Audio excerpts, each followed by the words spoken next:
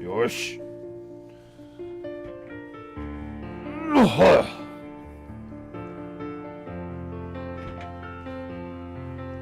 My balls are not resting on the stool properly. Oh, there we go. Right.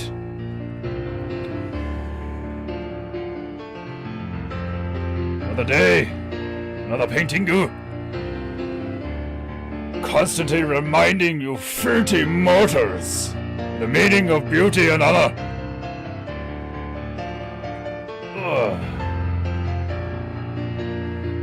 Stretching good. There we go. PEINTEINGU,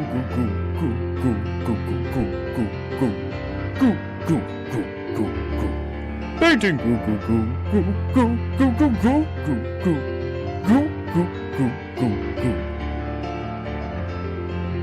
Oh, my spina knows it's a timer for the goo. PEINTEINGU, PEINTEINGU. It's PEINTEINGU. What will we do? Nobody knew what we do. PEINTEINGU. Sip rant goo. PEINTEINGU.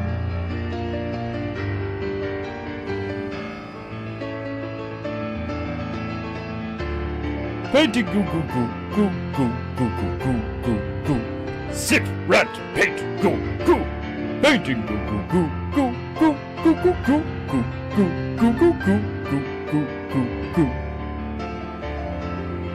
Ah, glorious. PEINTEINGU, it's painting fucking goo. It's PEINTEINGU. PEINTEINGU. It's PEINTEINGU. What will we do? Nobody knew what we do. Not even me. I don't know what we're doing. PEINTEINGU. Sip rant goo. PEINTEINGU.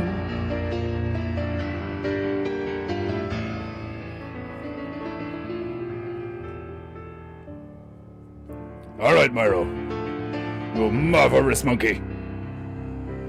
Let's bring it home.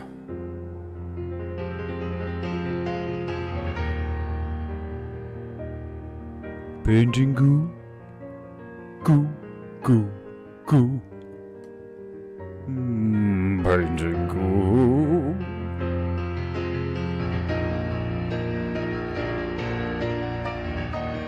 PEINTEINGU.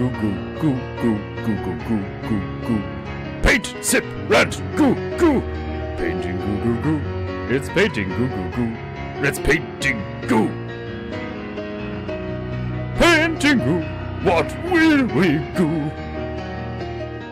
Nobody knew. What do we do? On PEINTEINGU. Goo.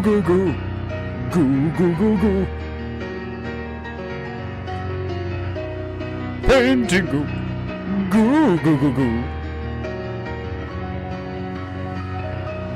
That's it, you marvelous monkey. You marvelous primate. You petrified primate. Remind these filthy mortals of the meaning of beauty and honor. PEINTEINGU. PEINTEINGU. PEINTEINGU. PEINTEINGU. Goo. Such beautiful music. Prayed for you by our resident petrified primate, Myro, the magical monkey. And if you filthy mortals had any honor, you would pay him. Pay the monkey. Place a tip in his bowl by clicking one of the many links in the description. Buy something. A mug, a sticker, a t-shirt, or simply put some currency in the monkey's bowl. That's it. If you have any honor, that is. Greetings, my beloved Japonaita, and all you other filthy mortal scum, and welcome to another glorious episode of PEINTEINGU. It is indeed a beautiful day to go. Now, excuse me while I descend into proper PEINTEINGU posture. Glorious. There's nothing quite like a smooth stool to start the goo. There's something about a smooth stool. It's just swift, efficient, gets the chi flowing. How are you? Are we well, my beloved Japonaita? Margie Mayu, Desmondo-sama, Stabilo-sama. Ah, he has found his earbudu. Glorious. Praise Goo. Hallelujah, Sabaru-sama. Ah, indeed, you have found your earbudu. Now you are capable of radiating your brain once more. But I suppose it makes sense. It would be difficult to find earphones or headphones that would be suitable for your kind of work. So I suppose sacrifices must be made, huh? Glorious Java. Right, we return, probably for the last time, to Finland, where a traveling giant envelope delivering Ent, employed by either himself or some kind of magical corporation, I know not. But, nevertheless, he is bejeweled, he is banded, he is adorned in much gold, with some pretty jewels. And he has travelled far and wide, slowly but surely, as Ents do, with a giant envelope containing perhaps a PEINTEINGU for whoever lives in that tiny, cute little hut that resides in this fjord kind of looking thing with some evergreens in the background, and Aurora Borealis in the distance, which is looking a bit faded, you know? Perhaps we could do some work on that as well. It needs to be a tad brighter, in my opinion, but wanting things to be brighter is like wanting the various feeble, filthy, mortal scum of this realm to be brighter, you know? Futile, but we press on. A local snowman is being accosted, robbed of his jewels, of his eyes, of his eye jewels, by some mischievous Finnish goblins. Naked, tiny, a sickly green. They are fierce, they are mischievous, and they are thieves. Why? 'Cause they're goblins. Why else? We shall probably do some more goblins. I would like maybe one more goblin with some kind of thing to it. Perhaps another funny stance. Perhaps it's doing something funny. Perhaps it has stolen the snowman's scarf and is running away with it. I know not yet. But we do one more goblin, and then maybe touch up this Aurora Borealis. Not in a sexual way, in an artistic way. And then that shall be this PEINTEINGU finished.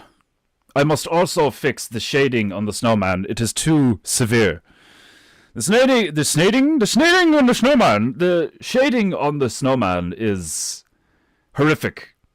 It is abhorrent. It is niggardly. Ah, Iron Man Beru, welcome to PEINTEINGU. My apologies for not being able to take your call. Was it yesterday? I am quite often not near my laptop these days, and the phone I am currently using does not have access to a working mica, so there is that. One of these days, I will have some currency and I will purchase myself a new phone. That Samsung that I had for a while there was glorious and cheap and efficient until I impregnated it by fucking it at the war.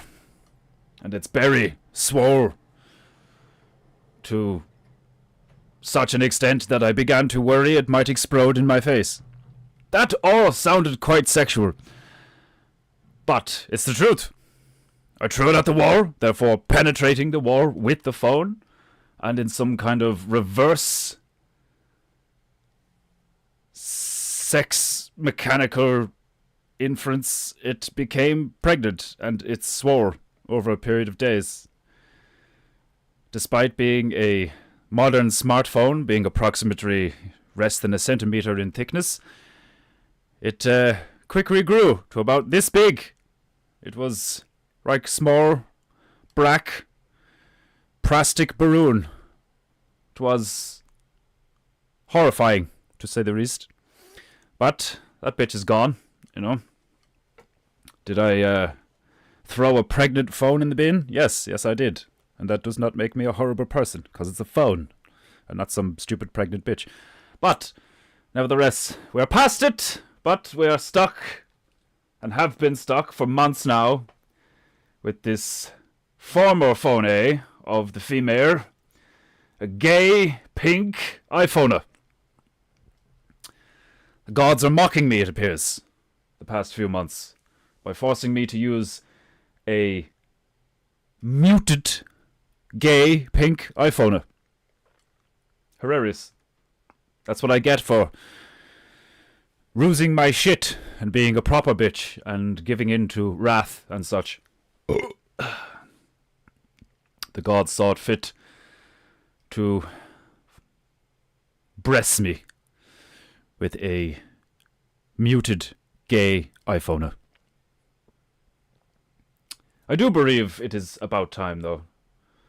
It's been nearly a year. Much has happened. I have recently received message on my Facebook. And it was one of those, this is what was going on then, this is what is going on now sort of things. It was from May the 1st, 2021. What feels like a lifetime ago, to be quite honest. And it was only 4 years ago. Fascinating. The perception of time is fascinating down here in Earthrealm. It is mind-boggling to me how I can feel like it has been 7 or 8 years since I painted those things that showed up in my timeline. It was a picture of a painting that I did a long time ago, as far as I'm concerned. But obviously it was only 4 years ago. Before we moved here, and I was still living in Rjukan in Dublin. And I put out messages on Facebook saying that I was a local artist looking for work.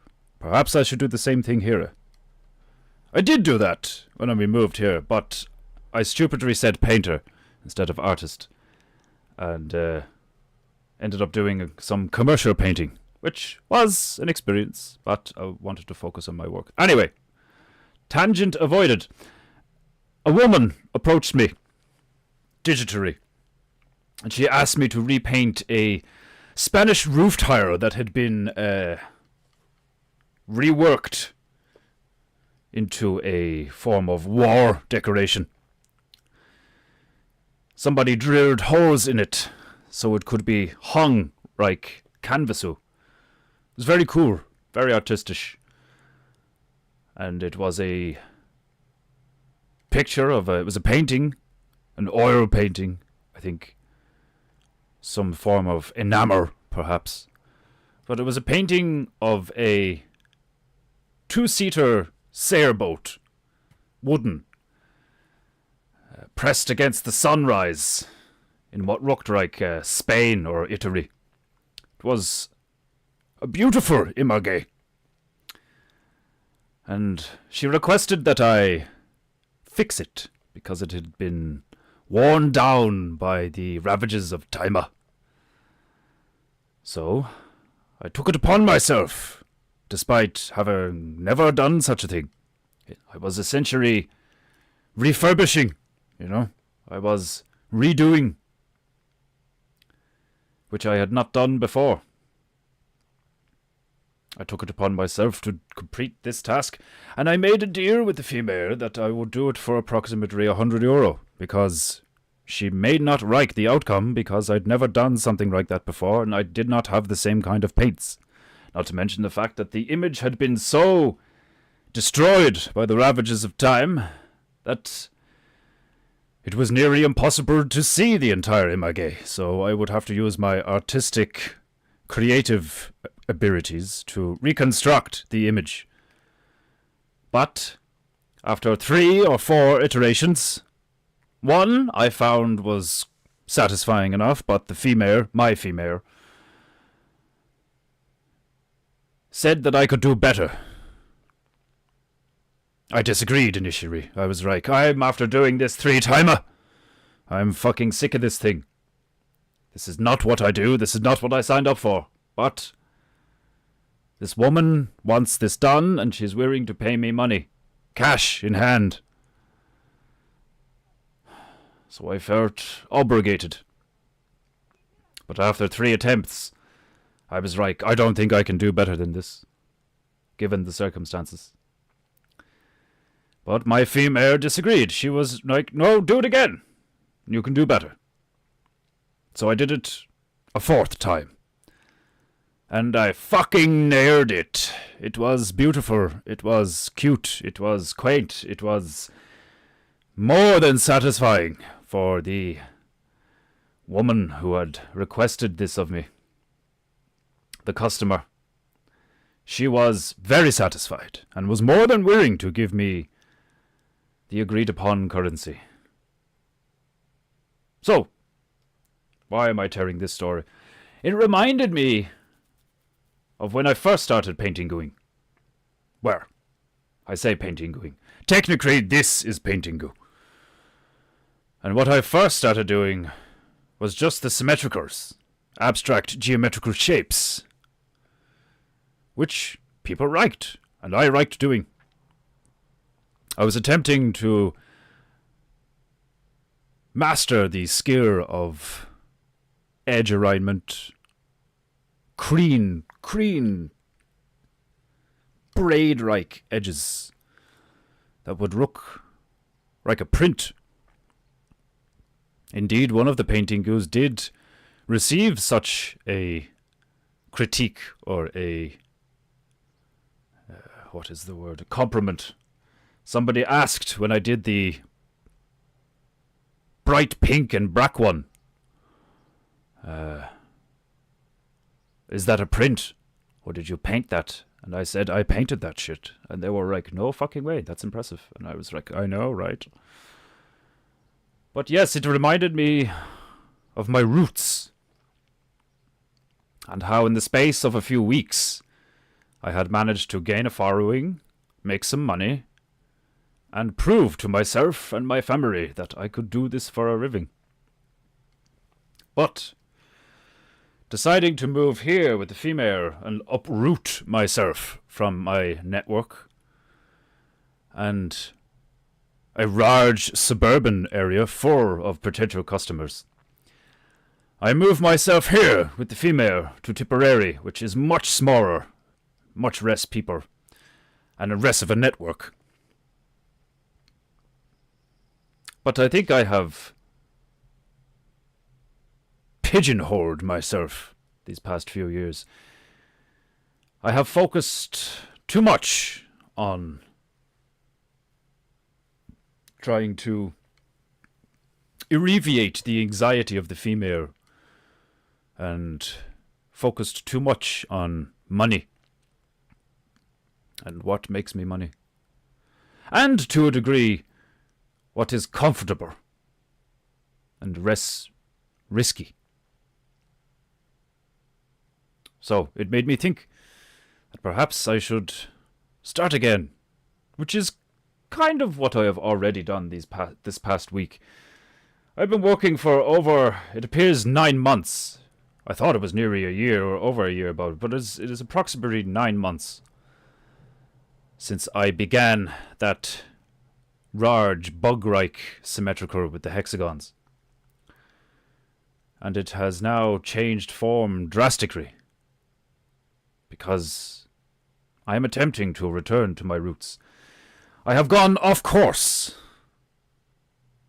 I have hyper-focused on certain things, and I have burnt myself out repeatedly over the past couple of years. So, I must recalculate. I must course correct.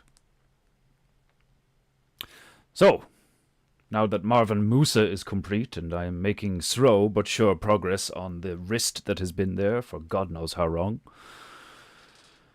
I do believe it is time to slow things down and to allow things to cook a bit longer. I'm not going to stop doing PEINTEINGU, so do not worry about that. But I am not going to stress so much about having to do PEINTEINGU Monday to Friday, every weekday at the same time. I'm going to loosen it up a bit, give myself more freedom to finish my personal projects. It is needed. A while ago I thought taking a week off would allow me to do this, but that is not the case. I do this for a living. Despite not making a lot of money right now, but I do this for a living. It's what I do. It's what I'm good at. So I need to master it. And it involves many things. Discipline, correct frame of mind, organization, routine, all these things. But it also includes creative freedom.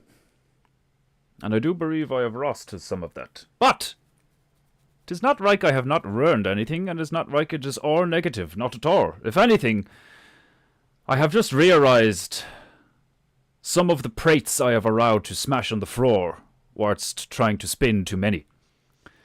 But that doesn't mean that the plates I have allowed to maintain and keep spinning have not grown some moss and improved. The PEINTEINGUs are much better now, and my artistic confidence is quite high of late. I am more confident in my abilities, and the PEINTEINGUs have reached a new level, and I am nearly at the point of completing the first official 100 and beginning construction of the first book of PEINTEINGU. So, despite me realizing that some areas need improvement and some things could use with a change, I do believe the past few years have been an overall success. So, I am, despite being quite exhausted and trying to maintain a hold on my anxiety levels of late, I feel good. Positive. So, I shall stop rambling and ranting, and we shall engage the tunas. Ah, Emmanuel! Glorious. Griffu-sama! Maxed out Beru-sama! Indeed, Griffu-sama, indeed. Focus. Focus. I must focus. I must indeed focus. I have focused too much in the wrong places. Well, not necessarily. I have hyper-focused too acutely. I must widen my focus again. And I must return to my roots. The symmetrical images are eye-catching. They have plenty of contemporary value. and they are something that can make me a lot of money in a short space of time. And they have the potential to be placed on people's walls at home, or perhaps even the front of a building someday. So, I need to finish the big one in the kitchen and return to a weekly, machine-like printing of a new symmetrical every week. That's what it was a few years ago. A few years ago, I was like print machine. New symmetrical, new symmetrical, new symmetrical. And all of them looked different and unique and quite beautiful. Depending on your preference. But they all had something about them. I personally think it was simply the symmetry. There is something about symmetry that is inherently beautiful. And I use that to my advantage.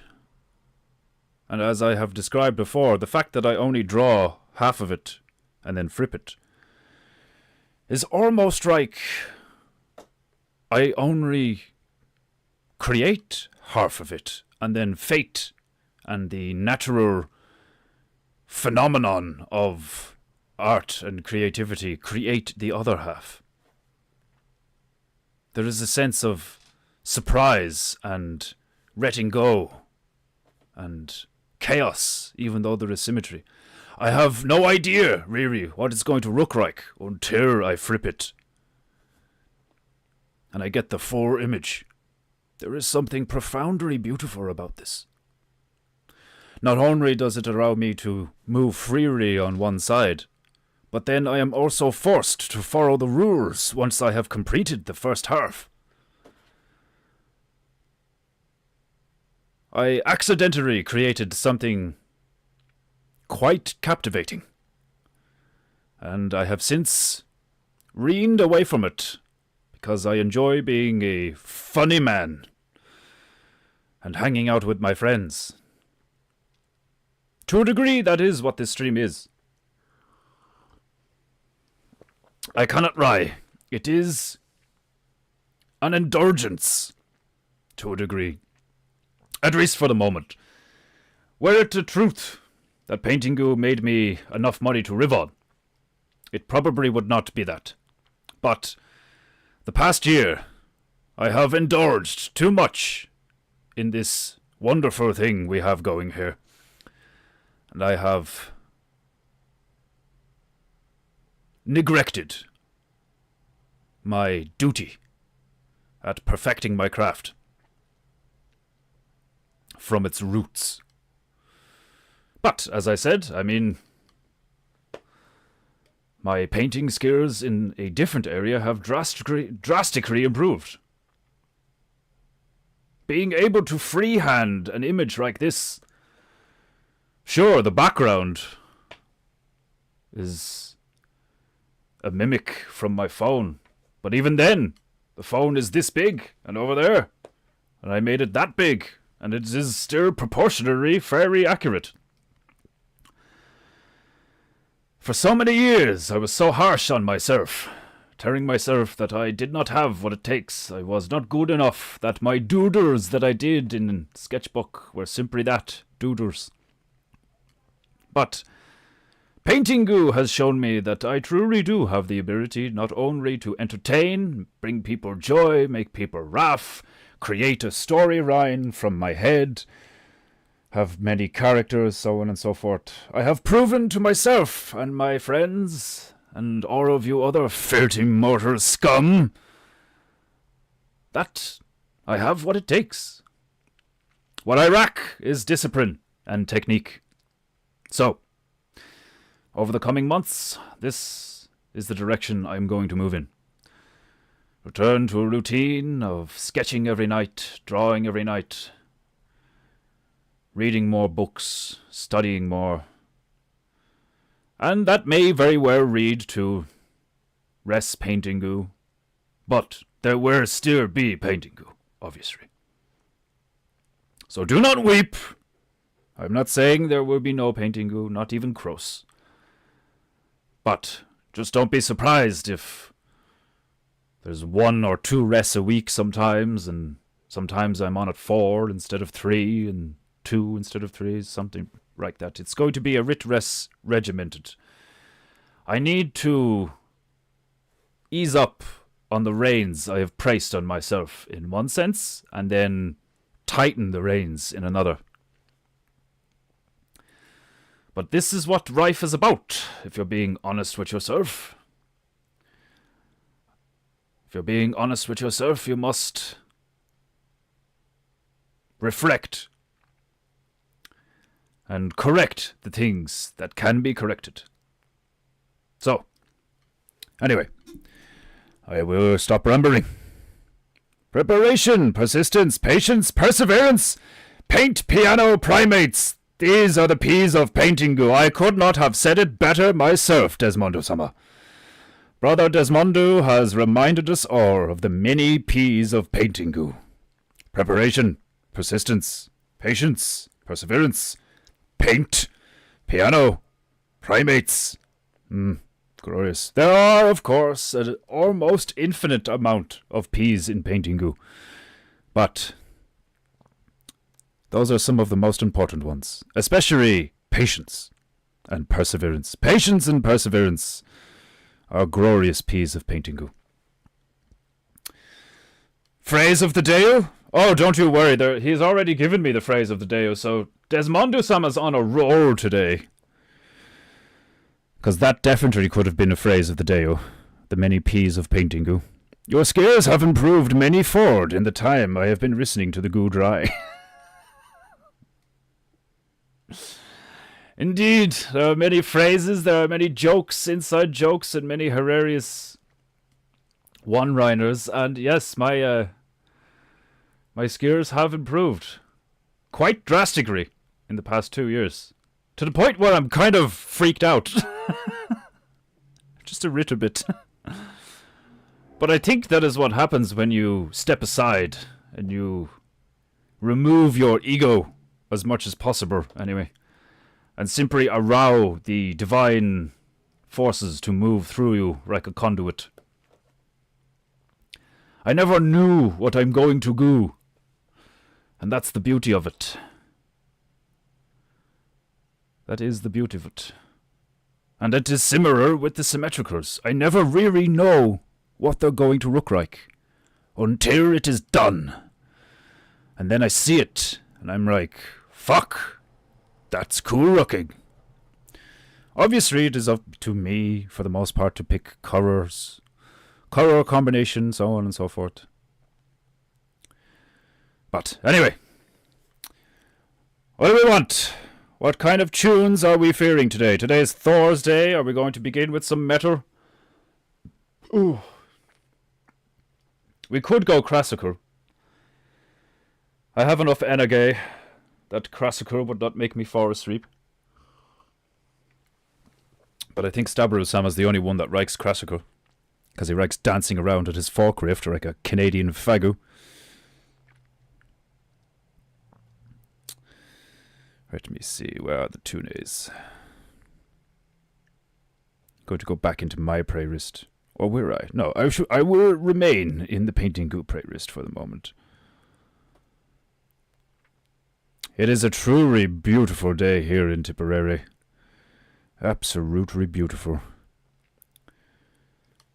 What is the current temperature?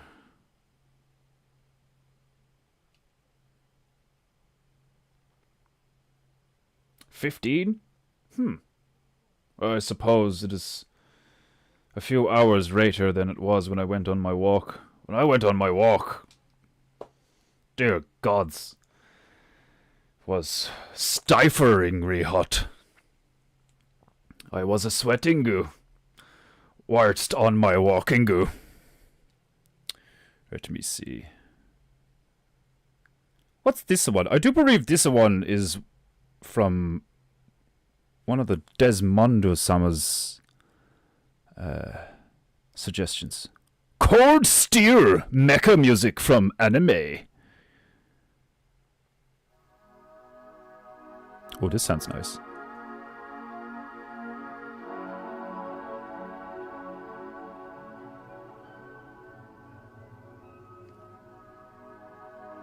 It's very gentle.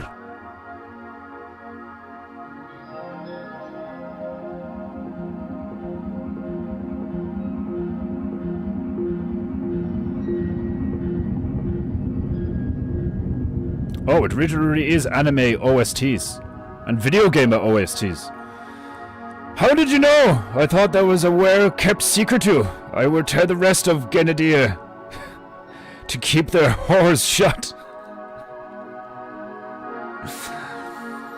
I'm going to draw a picture of you doing swan rake whilst on forklift.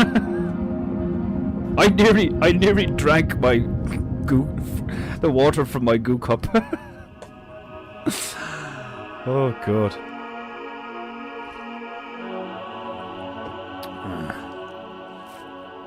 It's a bit boring. Is it all going to be this boring?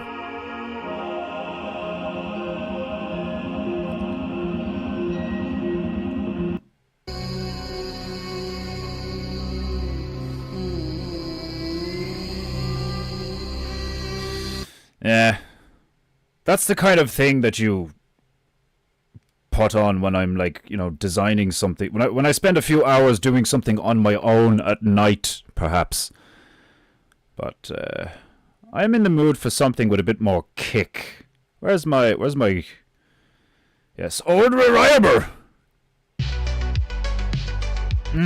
That's that shit I like.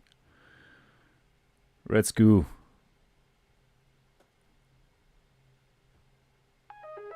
Yes, glorious.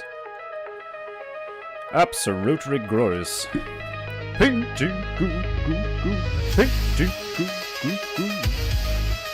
Right, let's get the goo flowing. But first I have to put the goo on the parrot. Right, let's get it flowing.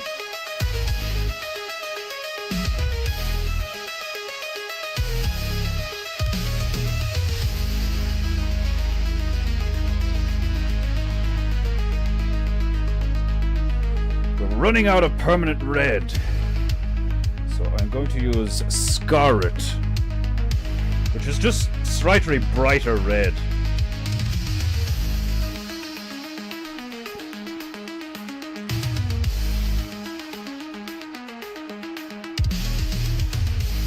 Do not worry, I have not forgot about phrase of the day. I shall do it at the end of the first half. Painting goo goo goo. I can imagine a stubborn summer prancing like dance of sugar plum fairy to classical music in warehouse. I know, right? What a fag. Paint, paint.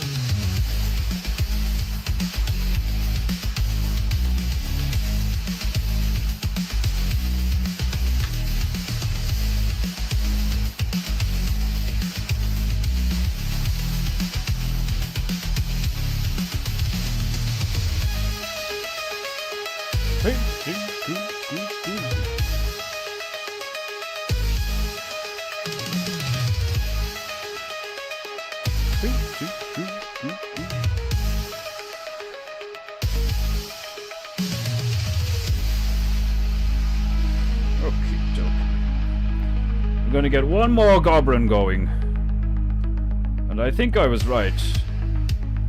We'll do him steering the snowman's scarf or something. Fix the shading on the snowman, because I hate it. And then see if we can brighten up that Aurora Borealis.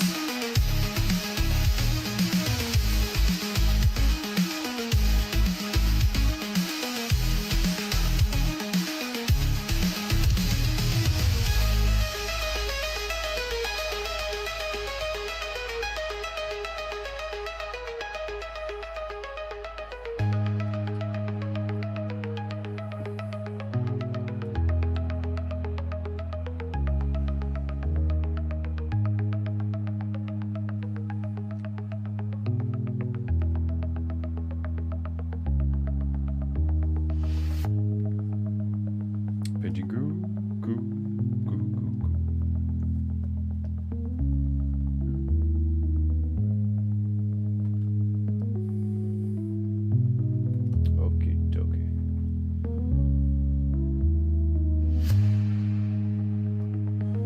The parrot has been good. I now place my royal rag upon my divine knee in preparation for the goo.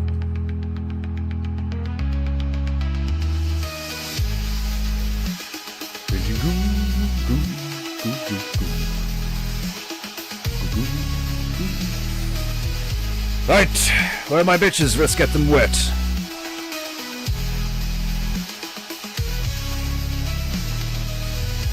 This one. Actually, I shall fix the snowman first. That is what I will do.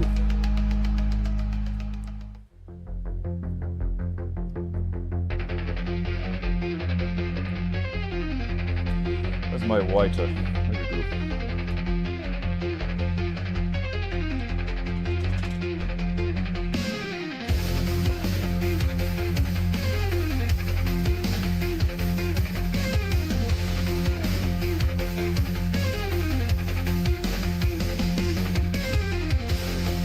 Excuse me, Michael. How's the writing? The writing seems okay. Right, here we go. Let's fix this snowman's shading.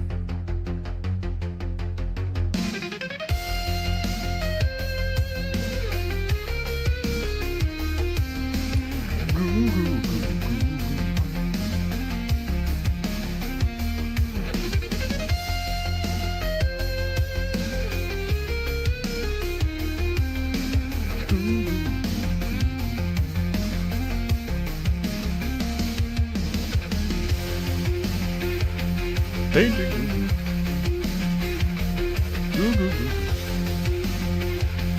Painting.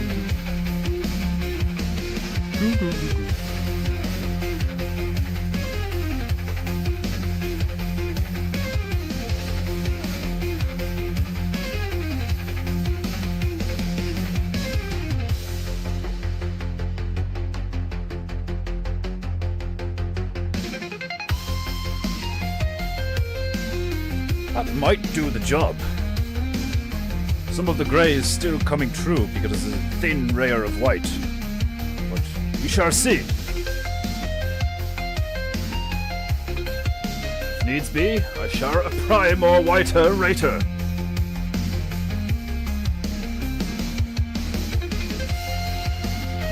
For the moment, let us move on to the fourth goblin. Steering the snowman scarfer.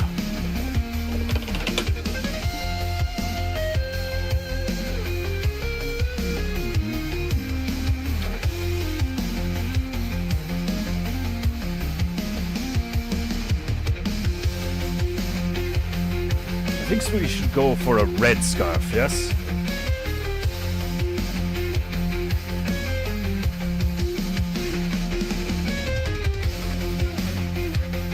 Paintingu.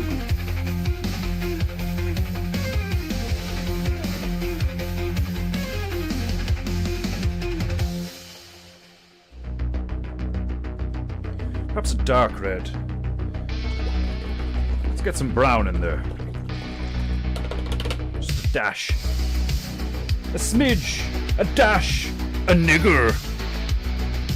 A nigger of brown.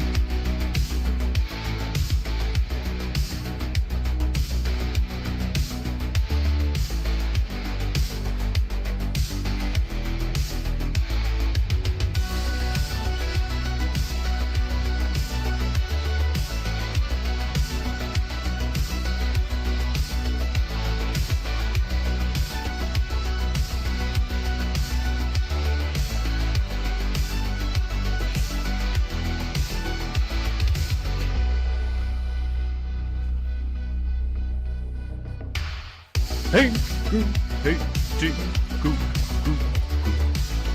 Hey, goo, goo, goo, goo. Hey, goo, goo, goo, goo, goo. I'm getting a gay forklift complex now. Oh well, seppuku again for me.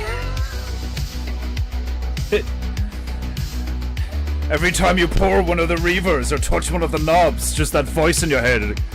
Gay!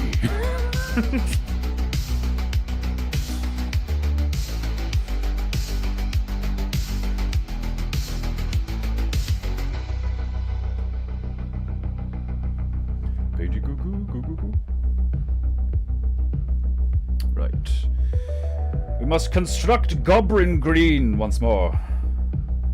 So, we take some of the Middle Green.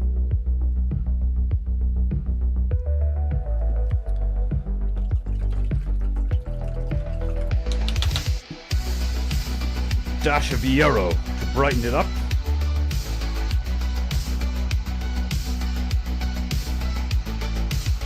That was more than a dash.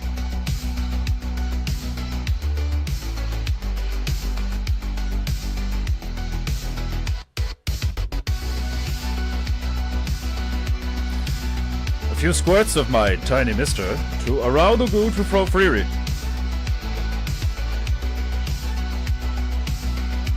Prevent it from drying too quickly.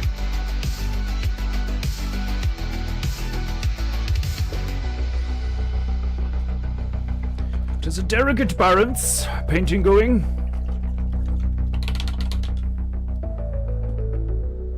Right, now some browner.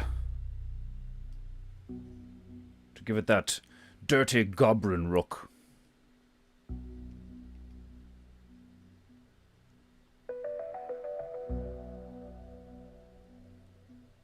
We are looking for a olive drab kind of green. But a bit paler. So we're going to apply more yellow.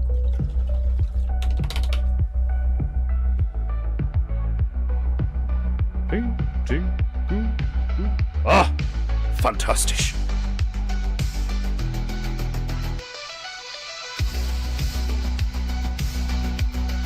I have attained it! Goblin Green!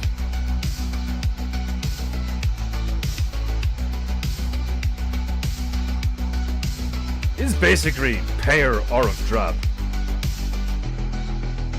It will be a glorious day when I have so much money or I am sponsored by Turner Acrylic Gouache that I simply have every color imaginable right behind me on the trolley. But for the moment, I'm using it sparingly. Because that shit's expensive.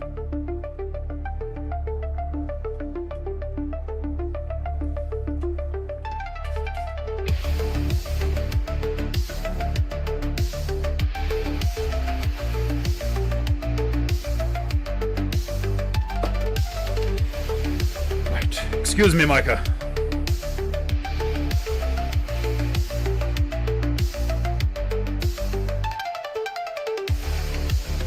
Painting.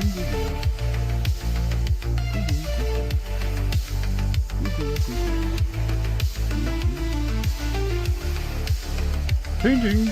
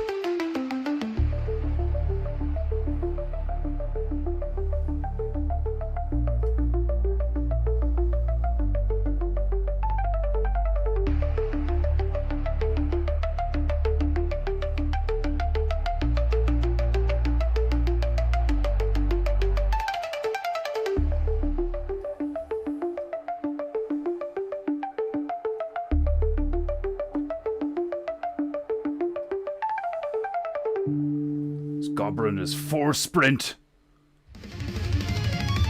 Full green ahead. After steering the snowman Scarfa.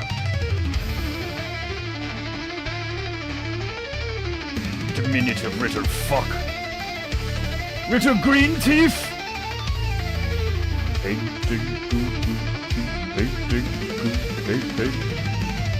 Painting.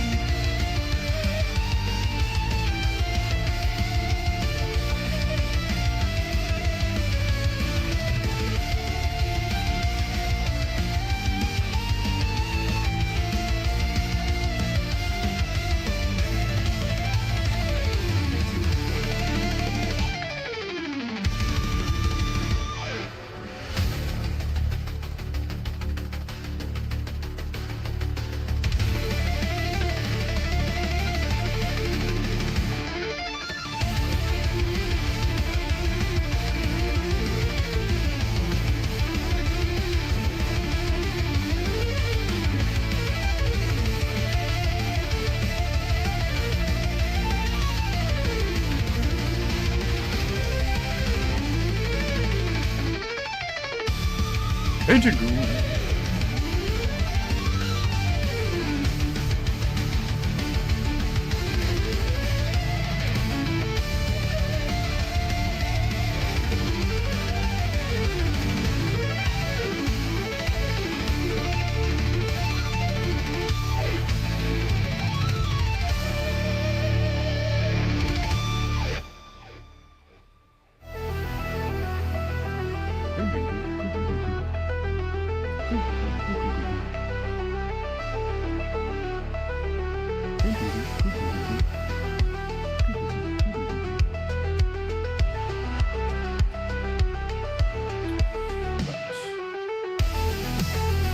Some brew or some brack to make it darker for shading.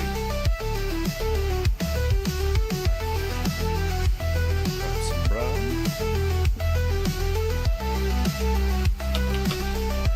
We should try brew first.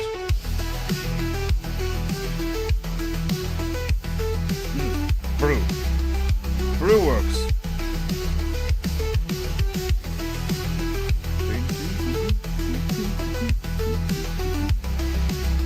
Indeed, brew works.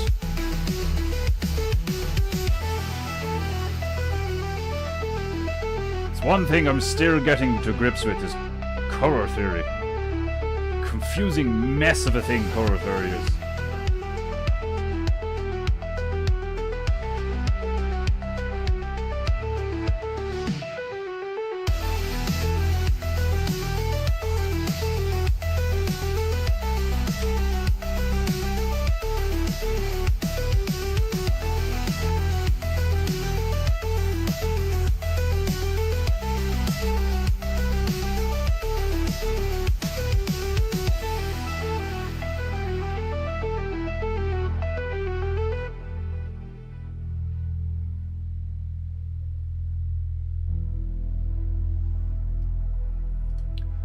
Favorite part.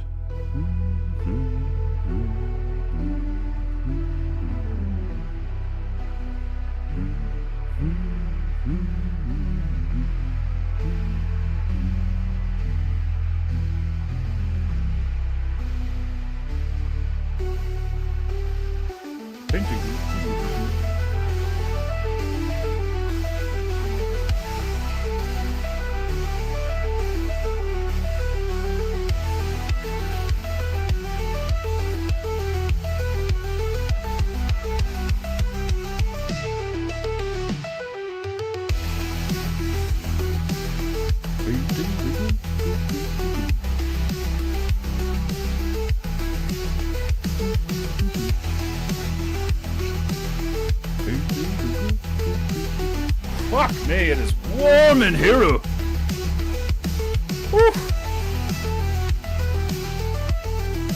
And I cannot open window because the construction monkeys are on the road again.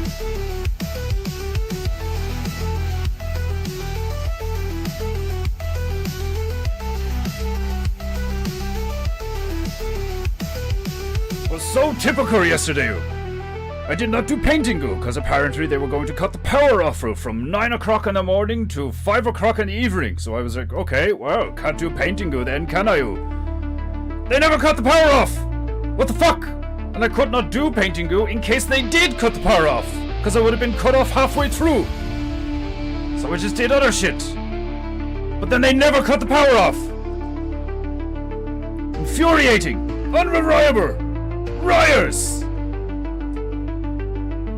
Damned, god-damned, unorganized, rotting sacks of shit of a government in this island. So fucking infuriating. And watch, there is ESB truck outside now, and has been all morning. So knowing my luck, all of a sudden, during the goo today, it will just go pew. I've jinxed it now. Ah, Dick Fordu! Welcome. Forking parrots is very gay, unfortunately, Stabber-sama. Indeed. Indeed. Of all the poultry birdies you could fork, parrots Those tropical curifer faggy birds. Such a gay thing to do. I can't wait to get Homer today. I made a giant pot of chicken bone broth soup that needs some egg noodles to finish it. Oh, you're making me salivate, you fucking prick. Sounds glorious. Did I say welcome, Dick for you? I think I did, yes. How are you, Dick Fordu? Are you welcome? Are you welcome? Are you where?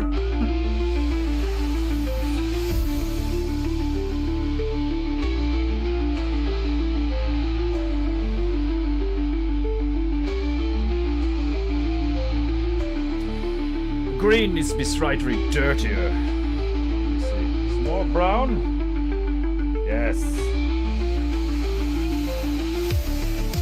That's the last thing that Stabberoo wants to hear. More brown! Please! Please no more brown! The stench of curry around is killing me.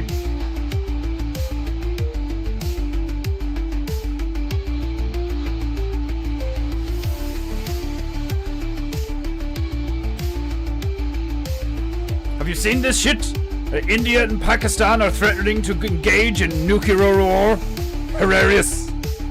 Absolutely hilarious. To think those shit-eating sand dwellers could even construct a nuclear weapon. So funny.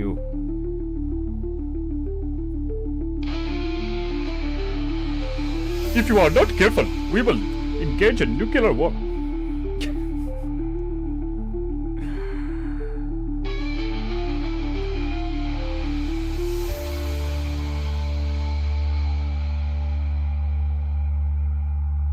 The people of Pakistan have insulted us for the last time.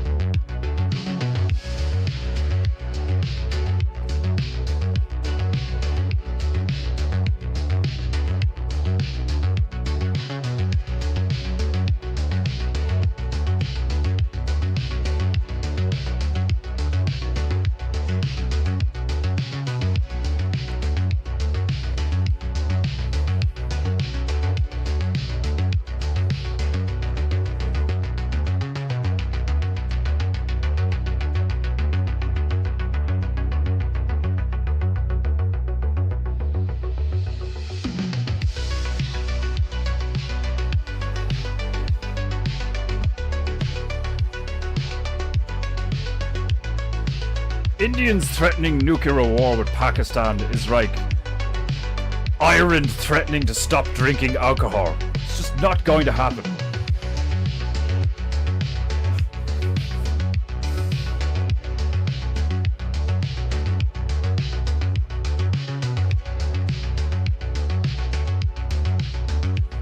It's gonna be hilarious if it happens now.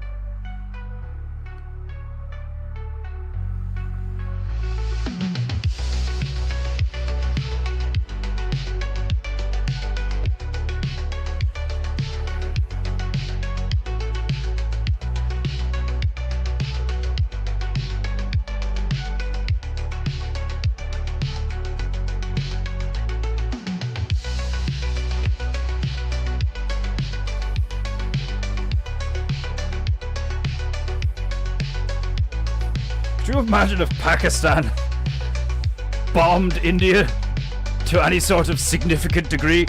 The waft of curry and death just like giant fog of curry just descending over the rest of the realm. A giant brown fog.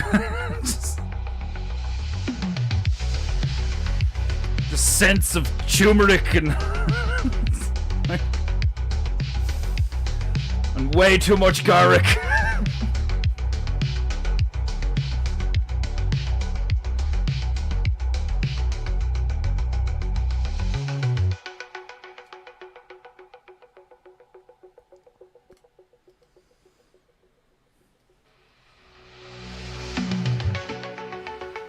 Some things you want to see happen. Like, I really want to see Dotbotu. Dotbot would be hilarious. Greetings, citizen. Apparently you have requested to be vaccinated. Here is your daily injection, my friend. Just would be so funny.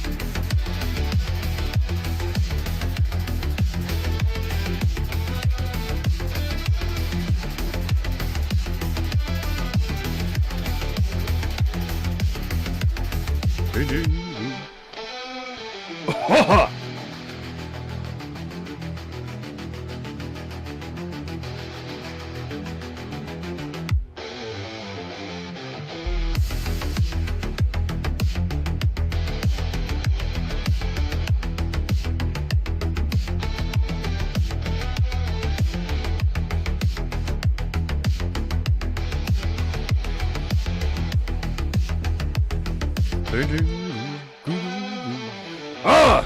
Staburo-sama! Welcome.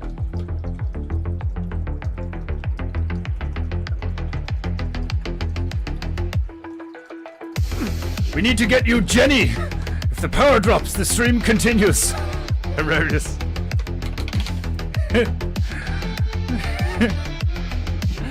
Stream drops. Female! Initiate auxiliary stream power! Just me furiously dinging the dong. Ding! Female! The power's out! Hit the generator! Oh, hilarious. That mushroom crowd would be like global fart unleashed on the world. Indeed, it would be like fartocalypse. Fartocalypse.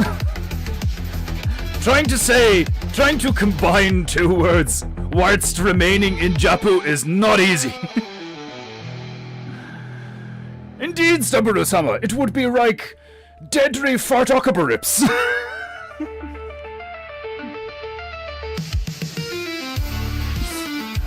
Could you imagine the smear? People's eye horrors would be reeking hours before the crowd actually got to them. PEINTEINGU.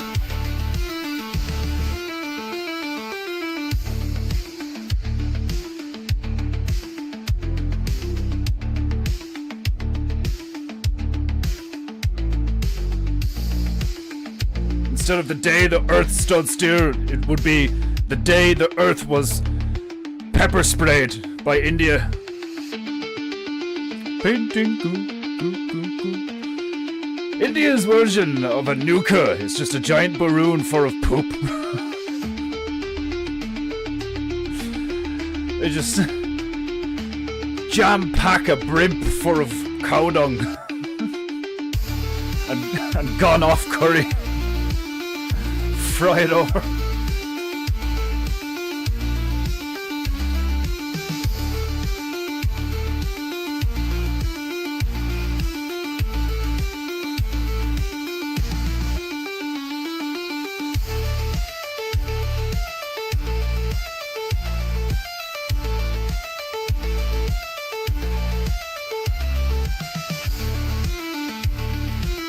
press conference before that would be unleashed on the realm. Would be hilarious.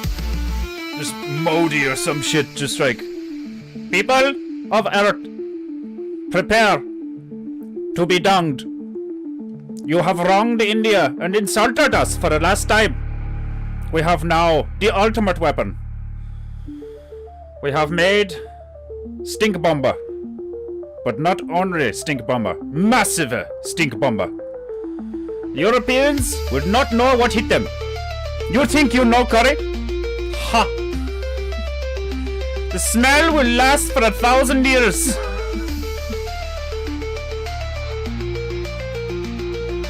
You see what you get when you insult India? 1,000 years of fermented turmeric.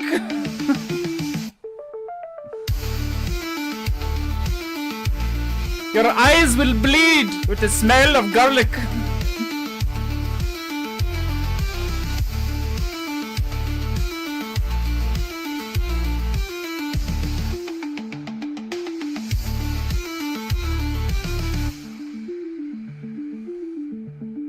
We will teach you Westerners to respect the dung.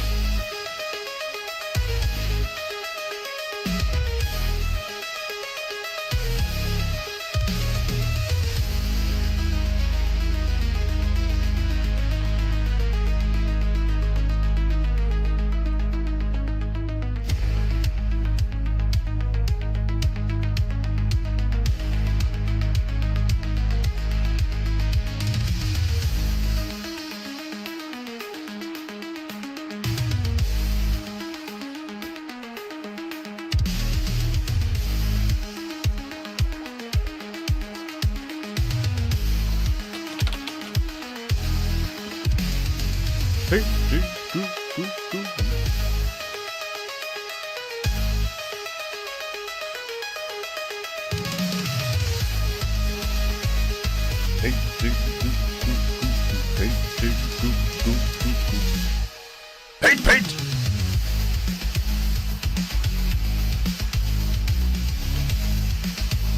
Orange mushroom crowd of curry.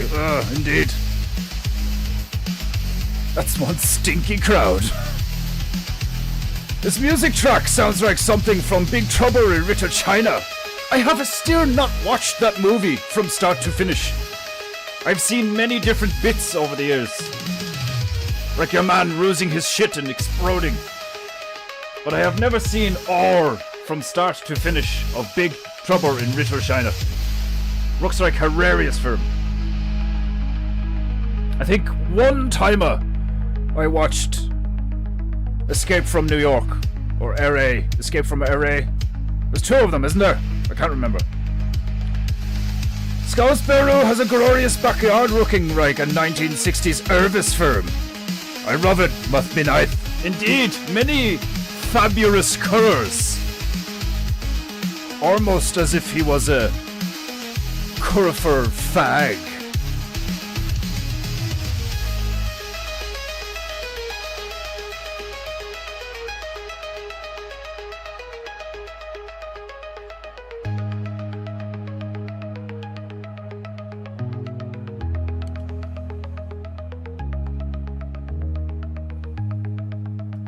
Having that many Curifer rights in your backyard.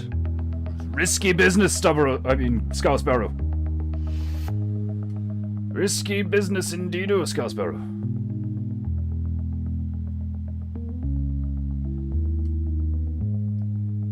You're lucky you're such a regent. Otherwise we would begin to suspect that you are a bar juggler in your spare time.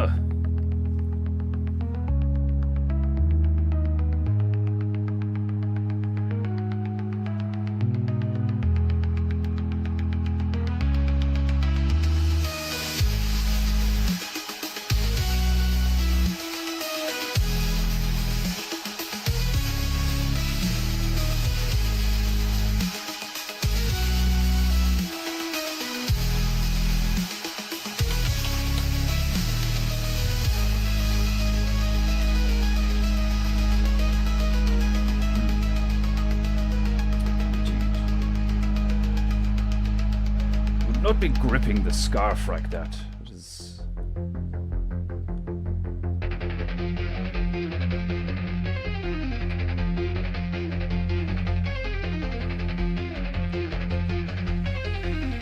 You would not have a wide grip on a fabric item.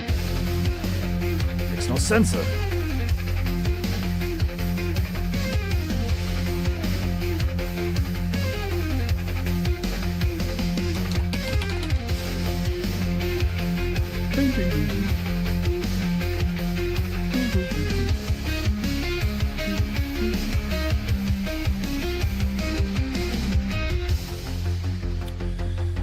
Right. I do believe that is a good timer to engage in the phrase of the Deo as I allow that goblin to dry and finish my coffee. Right. We are approximately halfway through the streamer. It's a good time for today's phrase of the day. Right. Tobias, my feathery friend.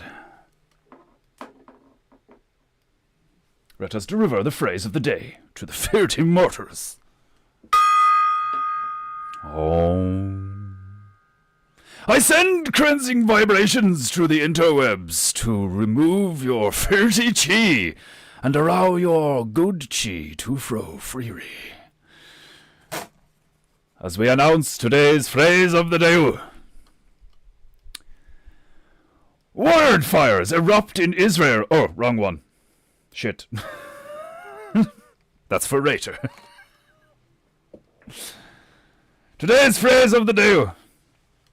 The wise traveler takes with him a water flask and a flask for sake.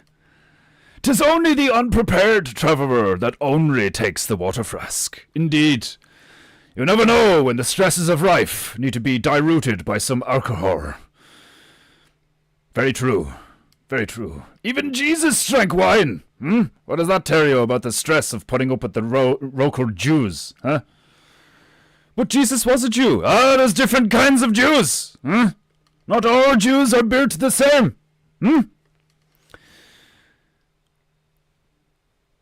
For those of you who weren't listening or did not catch it, I repeat, today's phrase of the day.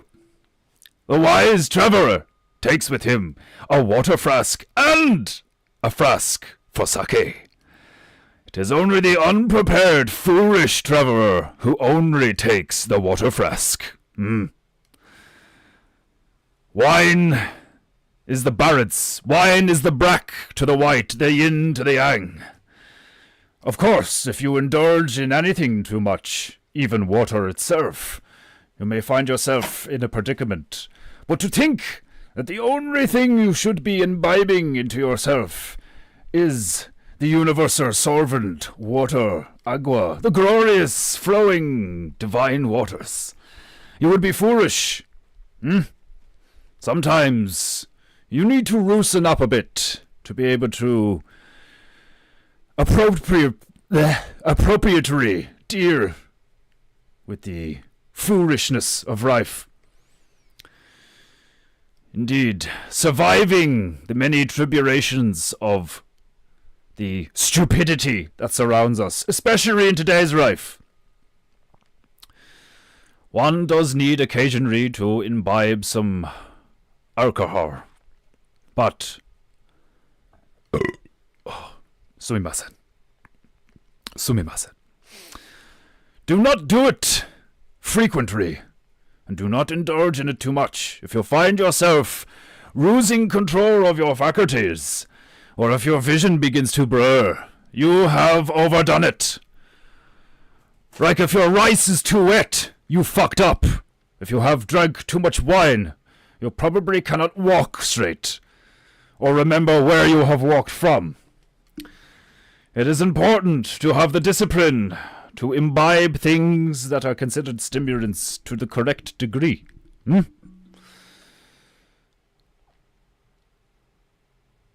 Where am I?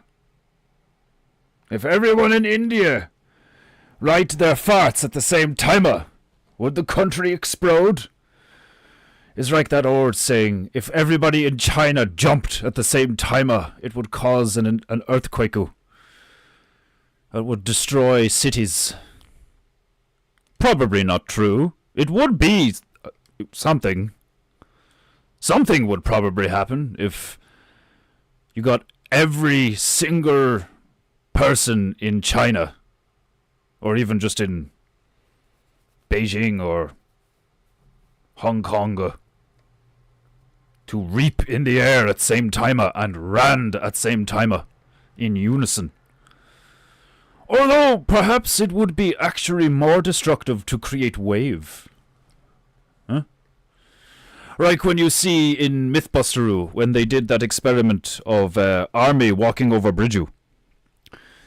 The rhythmic working of the army made the bridge wobble until it collapsed. Ah, the female has arrived home from lunch. How are you, my love? Are you where? Does it bother you when I speak to you in Japu? It's a bit weird.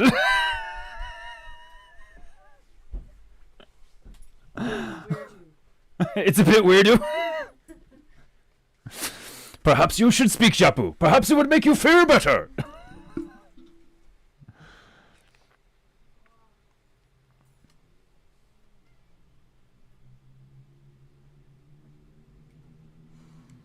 Ah, Margie. You have only realized now that Emmanuel mistook your comment. I found this hilarious when I looked at the telegram earlier. It appears Emmanuel mistook your comment for an insult of his art, or his idea for the unicorn, when you were saying that the YouTube video of Jean-Claude Van Damme as R2-D2 was the thing that you were insulting. Oh, I found this very funny. Indeed, Emmanuel is an excellent artist, and his idea for the dead unicorn who died of gay AIDS in the ass, and the purple penguins surrounding it, very funny. Very, very funny. I cannot wait to see it. It will be glorious.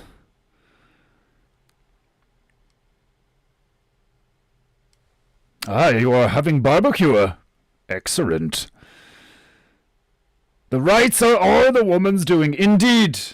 You cannot help it when your home has the energy of a female. Indeed, it is a good thing. It is a good thing. Every place needs a woman's touch. I would indeed be surprised if Scouseru turned out to be a sausage soothsayer.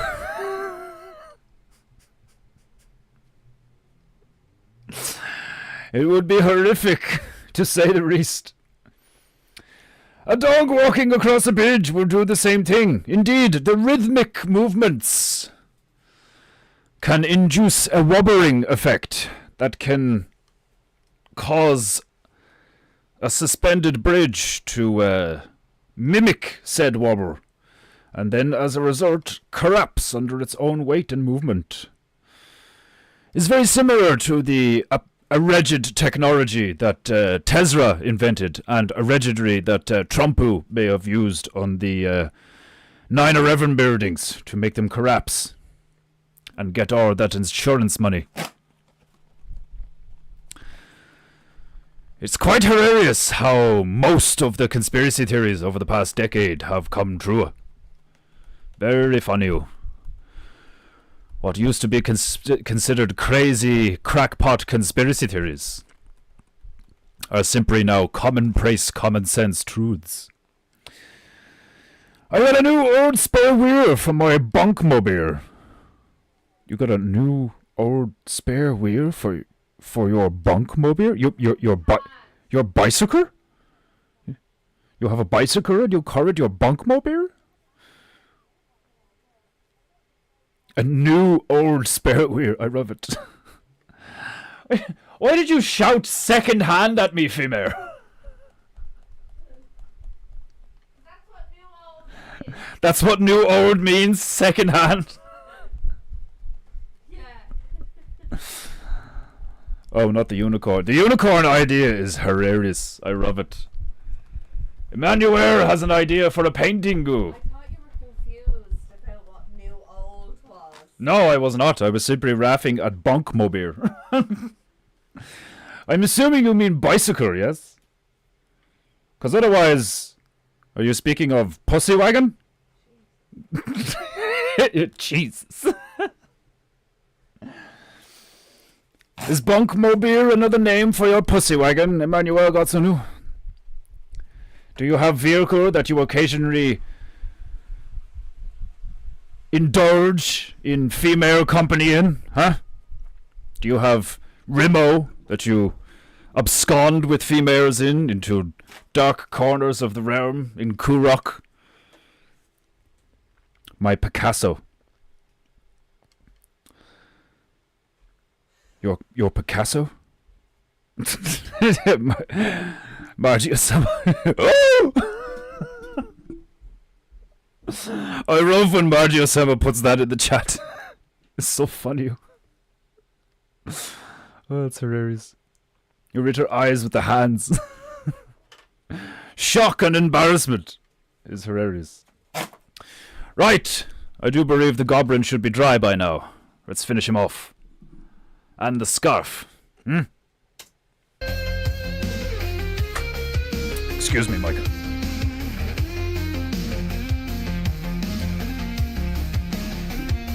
My Citroen Picasso, God. Oh, Emmanuel, you are a funny fuck. My Picasso, you are an oil painter. I honestly thought you were on about fucking painting. You are a confusing man, Emmanuel. Painting. Also, I do not know the names of cars because I'm not a fag, like Stuntman Beru. Speaking of which, where is Stuntman Beru, Scouse Beru? Did Stuntman Beru pour a Gagan? Did Gagan and Stuntman Beru abscond like little faggots together? I have not seen him on Instagram. Where is the Bear of Stunt? Has he finally admitted that he is a fag and has shrinked away like little gay snake with a fringe? What has happened?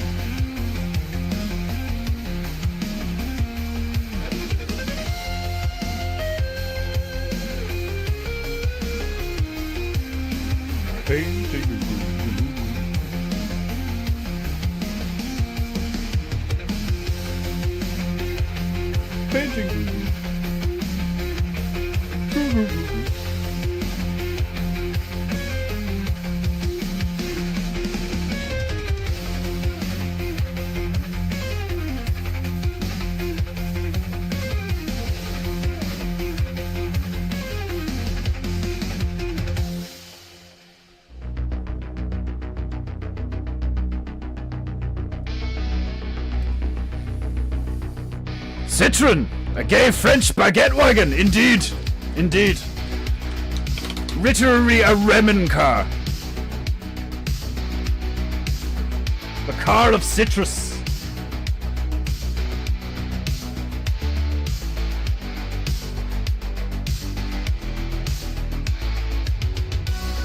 I still don't understand, Emmanuel.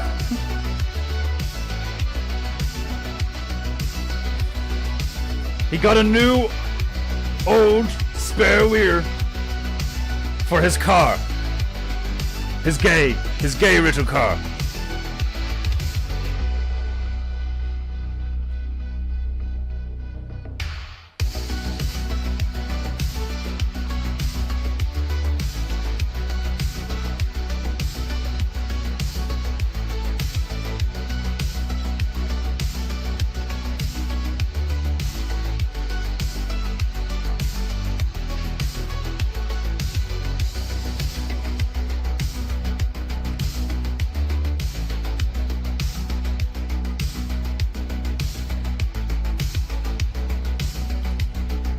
the goo is drying in this heater.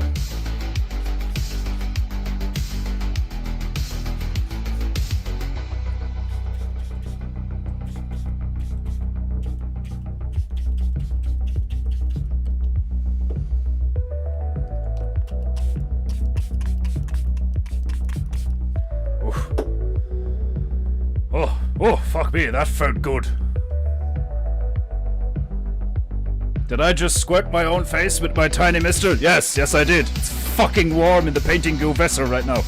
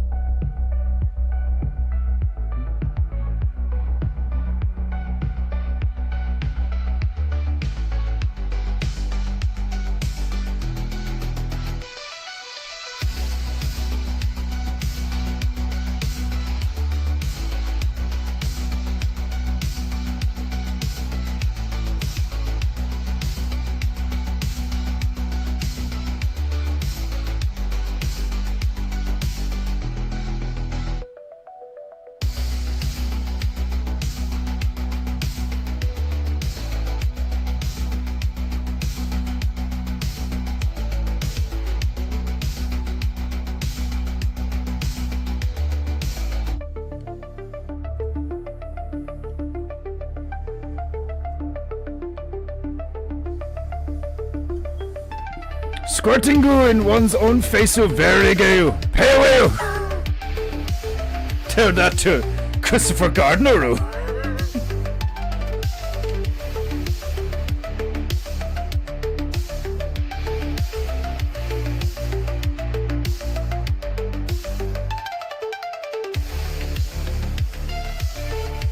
If it's your own squirt, there's nothing wrong.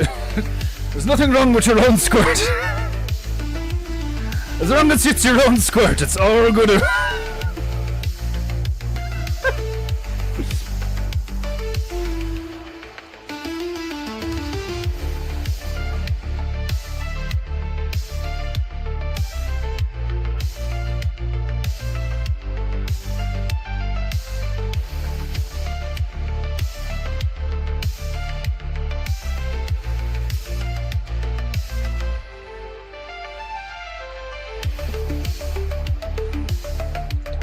Very refreshing. It is extremely refreshing. So warm. I am sweating in this kimono, and it's only a t-shirt. It's not even closed. Stifling. It's because the windows are closed. It's like hotbox in here.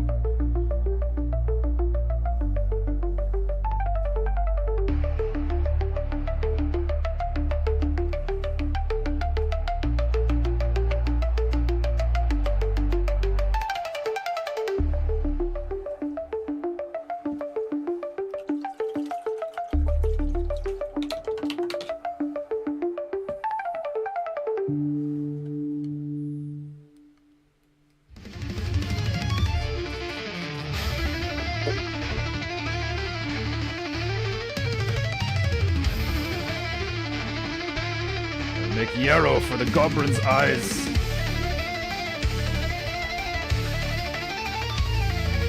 Painting, goo, goo, goo, painting, goo, goo, goo.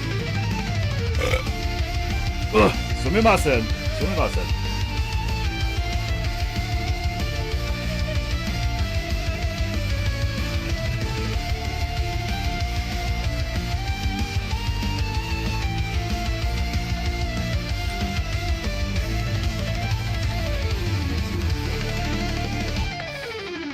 Let's do some work on the scarf, shall we? Let me see.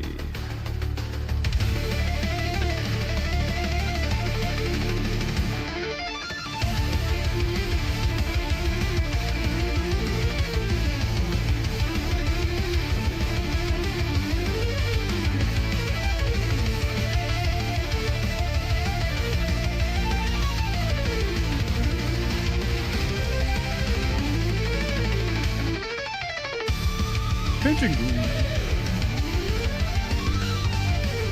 You're a goofy Mick, but you already know that. I believe the word you're looking for is mensch. You half-goblin, baboon. What's the difference? Is there a difference between baboons and goblins? I do not think so. You Dutch baboon fuck.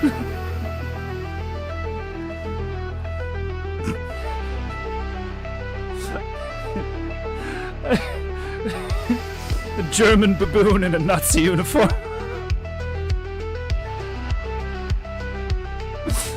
Oh, that'd be hilarious.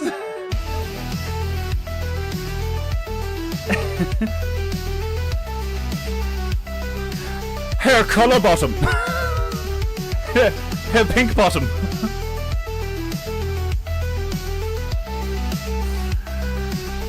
Oh, General Pink Bottom.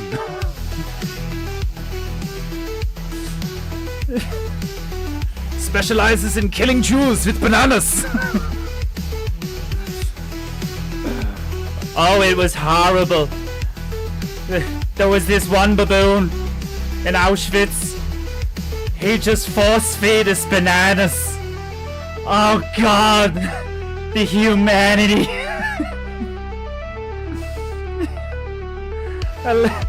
They dressed that little fuck in a German uniform. He literally had stars on his shoulders. It was horrible. I had to watch my cousin get suffocated by being force-fed bananas. It was horrifying.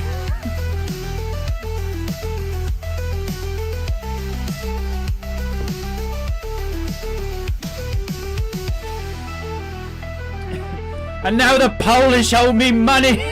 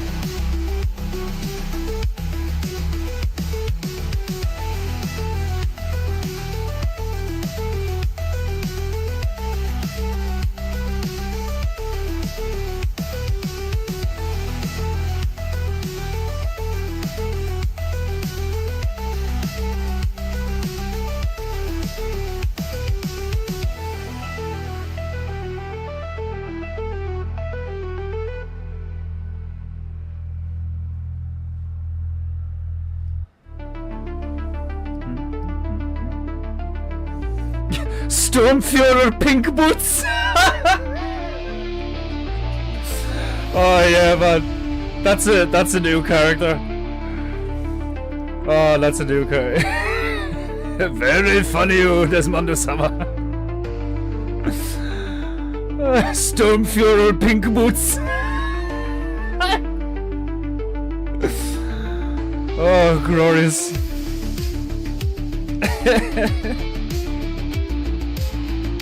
Just like you have Nazi baboon placed outside work campo, just pointing and screaming at the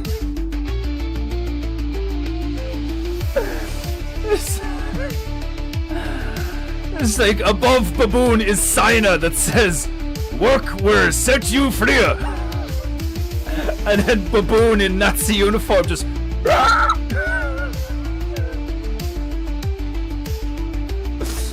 oh fuck.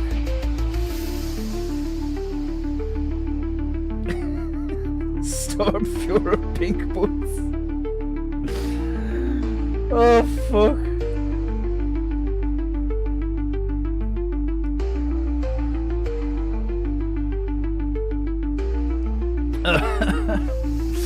Oh fuck me, that's good.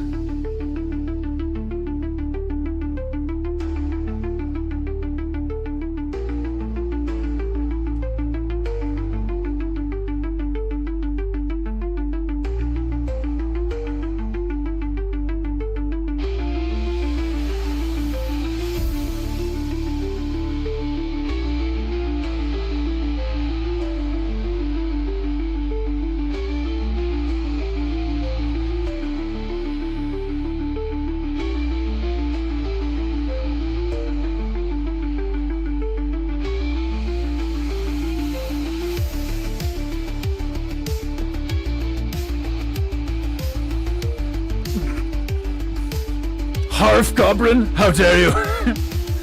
My abdomen aches from laughter. I rub it.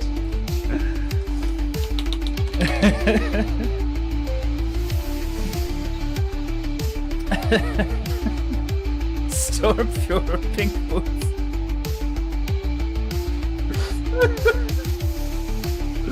Oh fuck. Oh, that's like comedy gold, man. It's like I just can't stop picturing a baboon in a Nazi general's uniform just pointing at Jews in a work camp, just like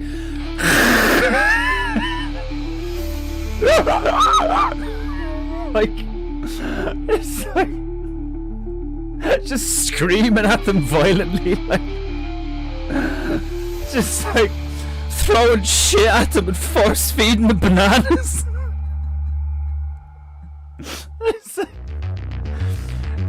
You, Juden! You will work, or we will unleash Stormfuhrer Pink Boots on you!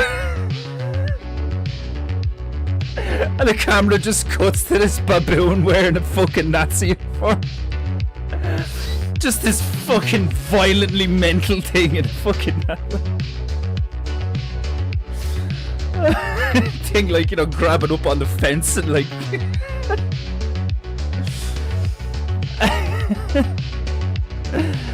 oh, it was horrible. Oh man, that is an amazing short cartoon. Oh fuck.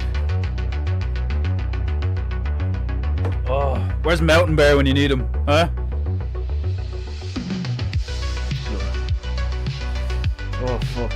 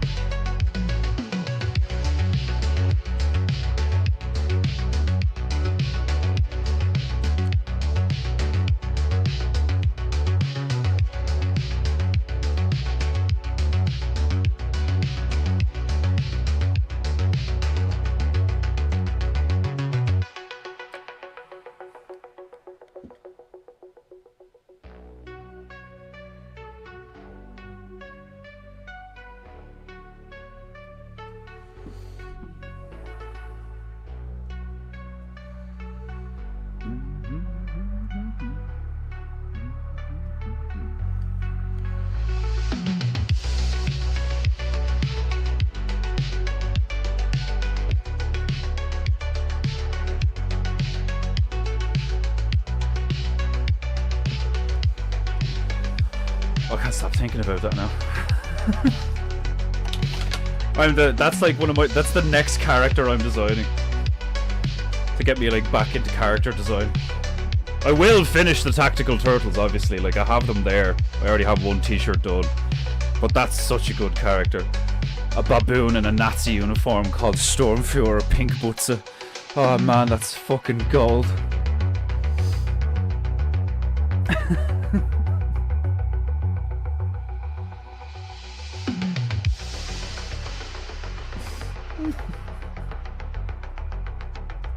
Why is German stuff so funny?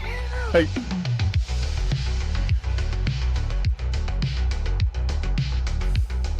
oh fuck.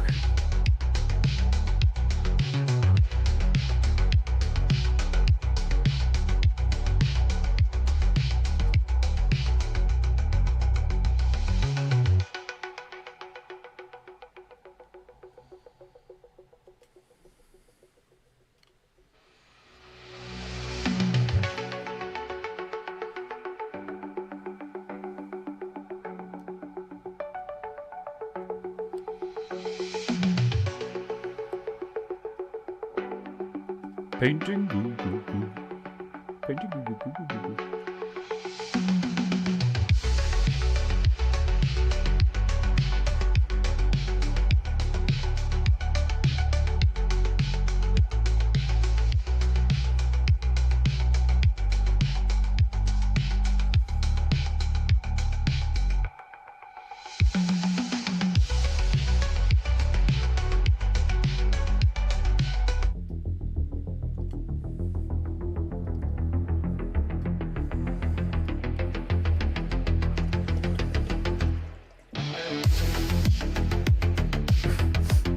Herr Pinkbutz has an assistant named Private Parts.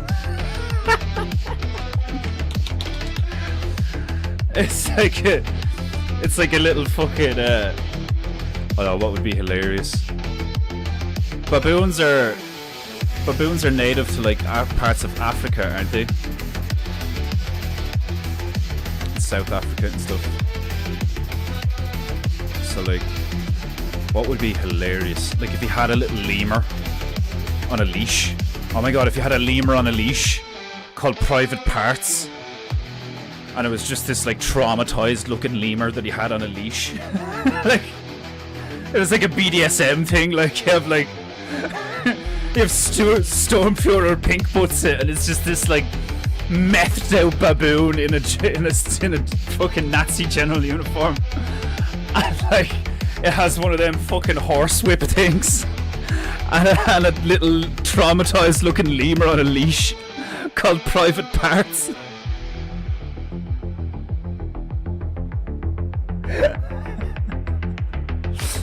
Every time the thing gets frustrated, it just like pulls this thing and starts like whipping it and all, like like baboons are just, I don't know why, like baboons are so angry and vicious looking. I think they're hilarious. Like they are so fucking like demonic, and like their teeth are so big. They are so vicious looking. They're so like intimidating. Like they're like a tiger monkey. Like, do you know what I mean? Like it's like the jaws of a tiger or a lion on a fucking chimp, you know? They're fucking like ridiculous creatures, baboons are. Baboons are like the platypus of like the monkey ape family. Like they have mad colors, they have a mad looking ass, which is like something to do with like mating and stuff. They're like incredibly powerful and aggressive. They're real like upright and like chest out, real like they're like the ultimate, like they're like the peacock of chimps. Like, do you know what I mean? Like just this like on the one hand they're really colourful, and then on the other hand they're like a dull murky brown. Like, do you know what I mean? Like they're just ridiculous creatures, like ostriches. Do you know, like ostriches are just ridiculous creatures. Giraffes are just like, what the fuck is that thing? Like, do you know what I mean? Like, have you ever seen giraffes fight? like who came up with this shit? Like, do you know what I mean? Like, on the one hand, you look at something like a flower, or like a turtle, or like, you know, a fucking, like a whale, or an octopus, like, and the way they can like change colors and shit, and you're like, wow, divine, what you call it, like fucking, intelligent design is like definitely a thing, like, do you know what I mean? Like, there was definitely some kind of divine hand that created these like biologically beautiful creatures, like, do you know what I mean? And then you look at something like the platypus, or the baboon, or a giraffe, or an ostrich, or the dodo, or like, or penguins, like, do you know, like, and you're just like, did God have like an off day? Like, did God like create LSD and mushrooms and then, like, you know, indulge a bit too much and then just start being like, I'm gonna make one of these, like, you know what I mean? Like, I'm gonna make a horse, but then I'm gonna stretch its neck like fucking, like, I'm gonna stretch its neck, put dots on it like a leopard, and give it blunt horns. Like, you know, like, I'm gonna give it a prehensile tongue, so it can like be the lesbian of leaf eaters. Like, you know, like, just, oh.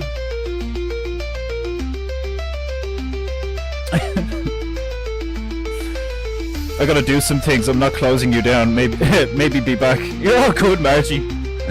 Do what you gotta do. Halata Fragina. Halata Fragina. Well, I gotta do your book first. You don't have to, but it's an honor that you do. It's actually hilarious that I have an old lady in Tennessee and like just being my scribe for the stream. Like, it's fucking hilarious. Like, I think like there's a reason you're doing that. I think the gods have been like, there has to be some kind of analog journal of PEINTEINGU because the system's gonna go down at one stage in the next couple of years. Could you imagine if the only record, right, like 50 years from now, the only record of PEINTEINGU ever being a thing is Margie's book? Like, I make the book of PEINTEINGU, but like, you know, like that, like there's like a nuclear winter and everybody dies and they all get annihilated or something, like, you know what I mean? Like, the only record is fucking Margie's little journal. Oh man, that'd be hilarious. Somebody finds it and is like, what is this thing? Like, do you know, it's like, was this her autistic grandchild? Oh fuck.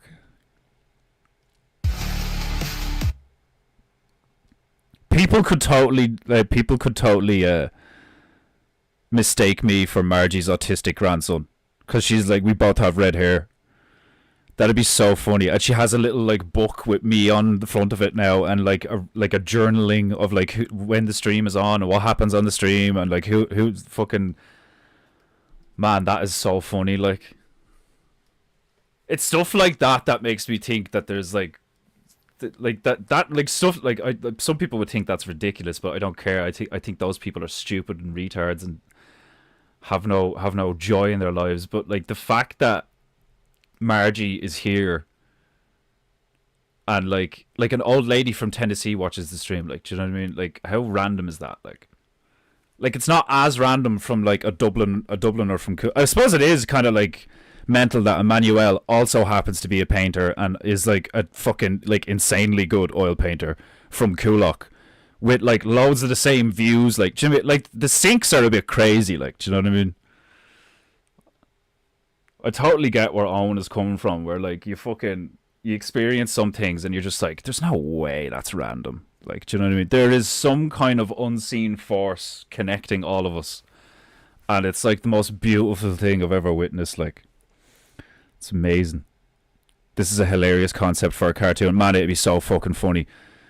So fucking funny. It just like the cartoon just starts off with like you could, I suppose, like, would you call it Auschwitz, or we come like We could call it Ouch Fits.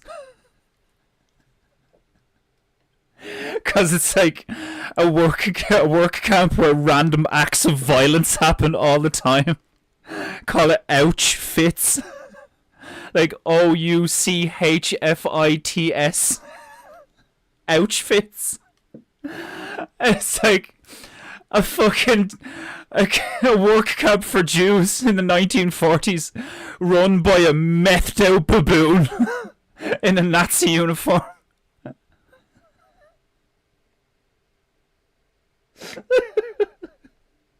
Man, that's like South Park level funny. Like, did you come out with ouch tits just as I said ouch fits? Did we have another like brain sync? I know it's not exactly the same, but like ouch tits. I think ouch fits is like a little bit better. Cause it's like a fit of pain, like an epileptic fit. Ouch fits.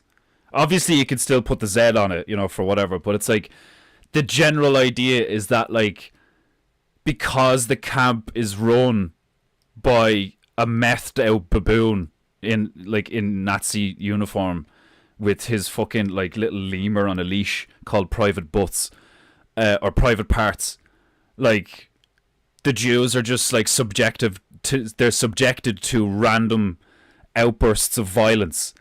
So it's called ouch fits.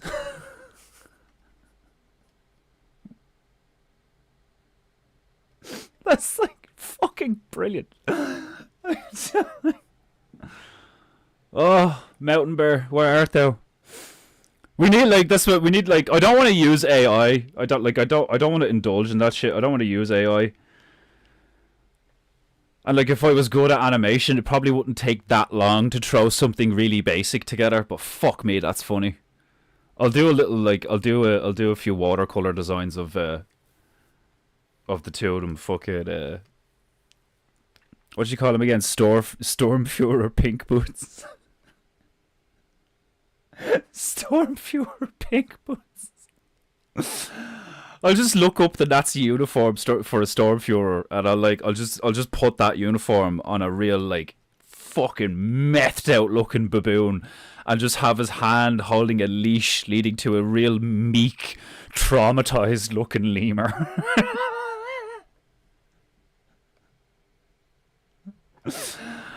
Oh god, that's fucking amazing. Baby parrots are aliens. Yeah, they fucking are. Baby parrots are like, or owls with no feathers. Fucking mental looking.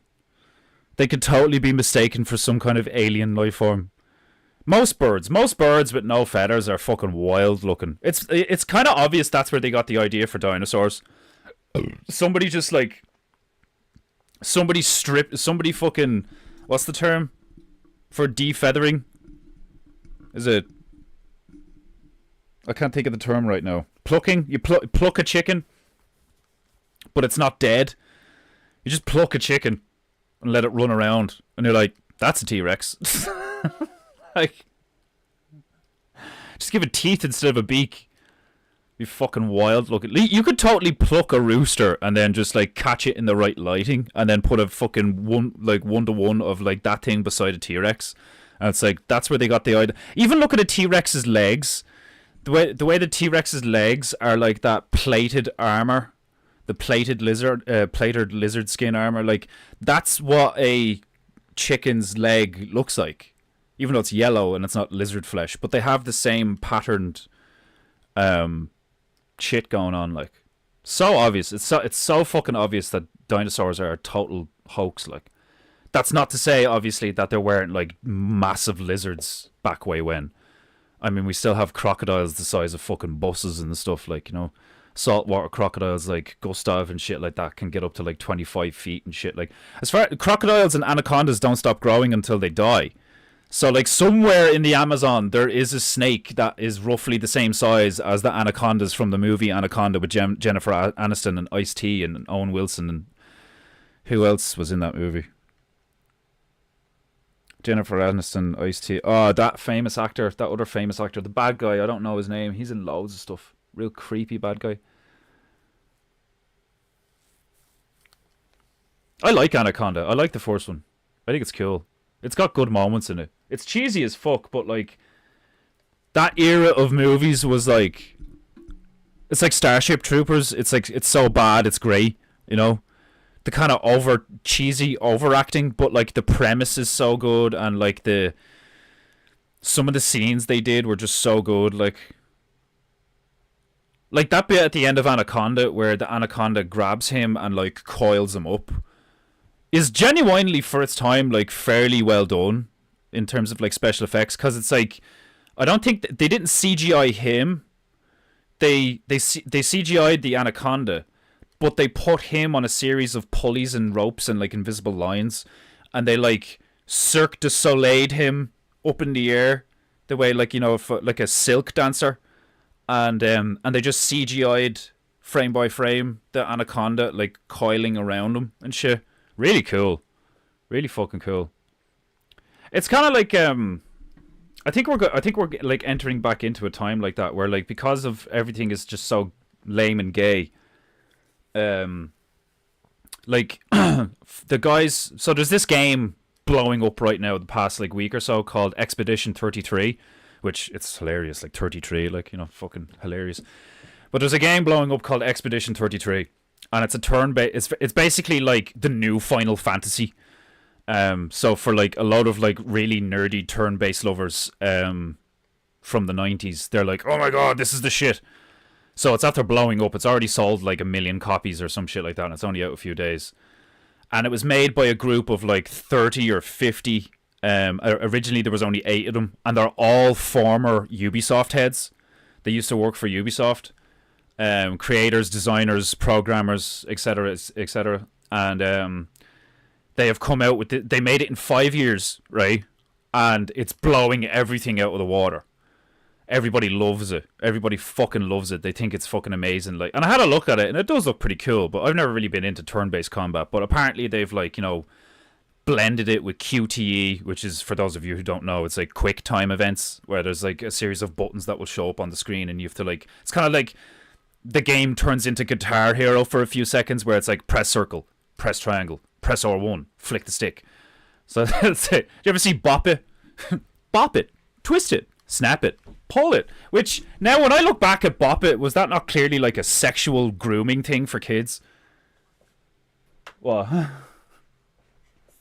Yeah, slap it, bop it, twist it, pull it, lick it, fucking suck it. I mean, they couldn't be that on the nose about it, but like when you think about it, it's like, it was a bit fucking obvious. Like, in my wallet, and my wallet should be in there somewhere. Did you guys have Bop It in America? It was literally like just a toy that was like, it was like a handlebar with a circle in the middle. And it just had different parts on it. It was like the fidget spinner before fidget spinners. It was like a more sophisticated fidget spinner, where like there was a bit that you twisted, a bit that you slapped, a bit that you pulled, and then I think you could like turn the handles or something. And it was just like you'd turn it on, and it would just go bop it, twist it, pull it, slap it, and all this. I don't think it said slap it, but it was like bop it, twist it, pull it. I know those were definitely on it. But like, that's totally like a sexual thing, and like kids everywhere had one of those things. It was around the same time as like Stretch Armstrong and stuff like that. Like, mad shit. When the fact that like again, Owen's totally right about the whole porn thing. When you don't watch porn after watching porn for years, and you don't watch porn, and you look back at loads of this stuff, it's glaringly obvious how sexualized everything is.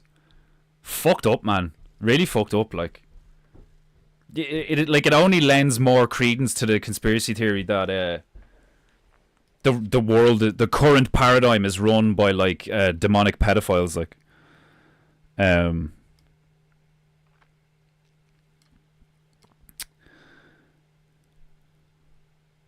I think I missed telling you hi, so hi. That's That's hilarious. Margie's such a sweet old lady. I like ouch fits better. I figured you would once I described why it fits better. Why it fits better. Hello. Pun intended. They were snappy outfits at ouch fits. You put that in the theme song. I love you.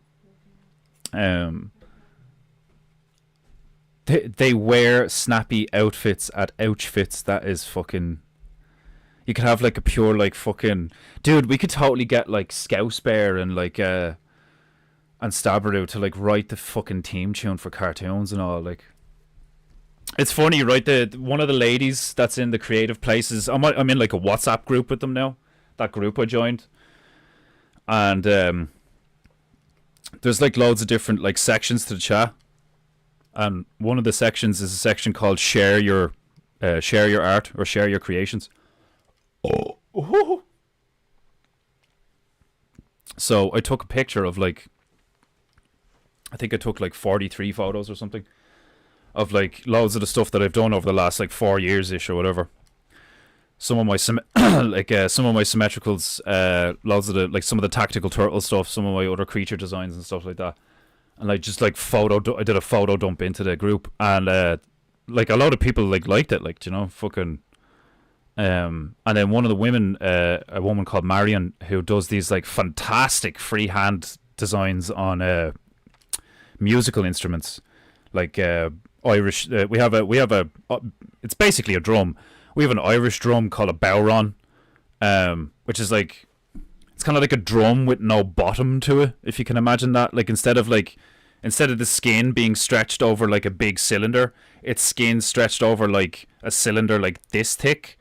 So it's like a shallow drum, and some of them don't even have a cylinder. You just have like two sticks that are like connecting a frame, and you hold it at the back, and you just have this stick that you like alternate fucking strikes with. So it's like dum dum dum dum dum dum dum dum dum dum, real like it's like a rapid shallow drum.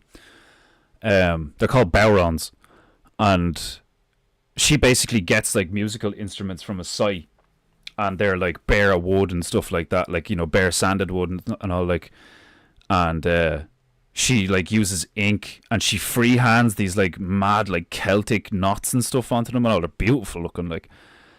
And I dumped all of my photos in there, and like there's a few people liking them and loving them and liking them and loving them and doing the okay thing and all this, and woman called Marion turned around and was like, it reminds me of a mashup of manga and gaming, which when I read that I was like, yeah, that is pretty much what my style is. It's like a mashup of stuff from gaming and stuff from anime. And then she was like, have you ever thought about turning any of your designs into cartoons or games? And I was like, all the time, laughing face.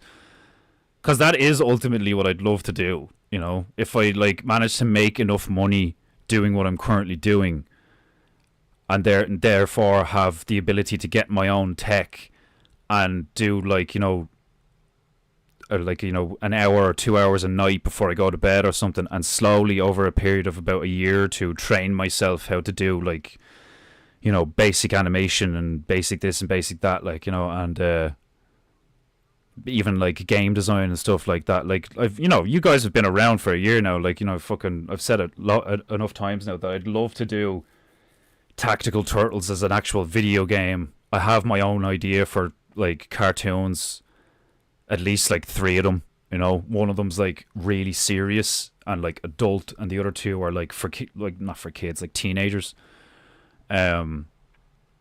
They could probably do a kid version of one of them, but like they're for teenagers. Like my kind of stuff would really suit like Adult Swim, you know, like cartoons for grown-ups would definitely be my vibe.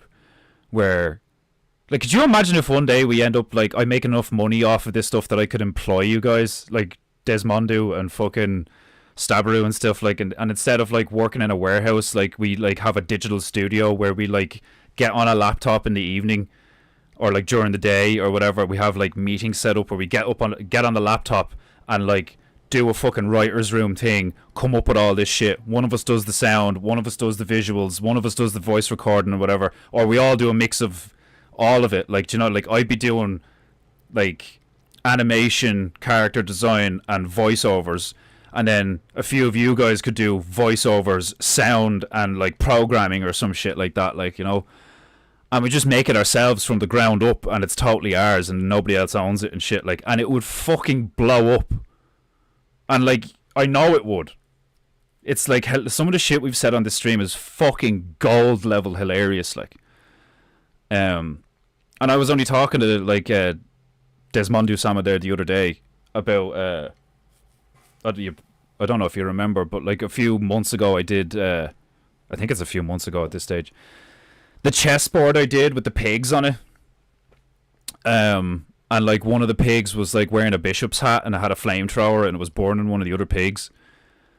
I have an idea for that and all, like, do you know what I mean? And like, I swear to God, I'm starting to get to the stage where I know some of this is so valuable that I don't want to mention it on stream in case somebody robs it. I'm not even playing, because like, I know what funny is, like, do you know what I mean? I may not be a comedian, but I'm such a fucking staunch like fan of comedy and have been since I was a child. So one of the reasons I got so fucking depressed is because like comedy died in the mainstream, like, you know, like stand-up comedy and shit, stuff like Fawlty Towers, Father Ted, and like, you know, a lot of the cartoons and stuff like that, they all got real stale, like, you know. So it's like, even South Park folded during COVID, like, do you know what I mean? So like, I know what funny is, and so do you guys, like, you know. So like, we would totally be able to make our own cartoon for adults. And then, like, realistically, the big money is cartoons for kids, because it's the sort of thing that, like that's why you see a lot of creeps do that, you know, because they get access to kids.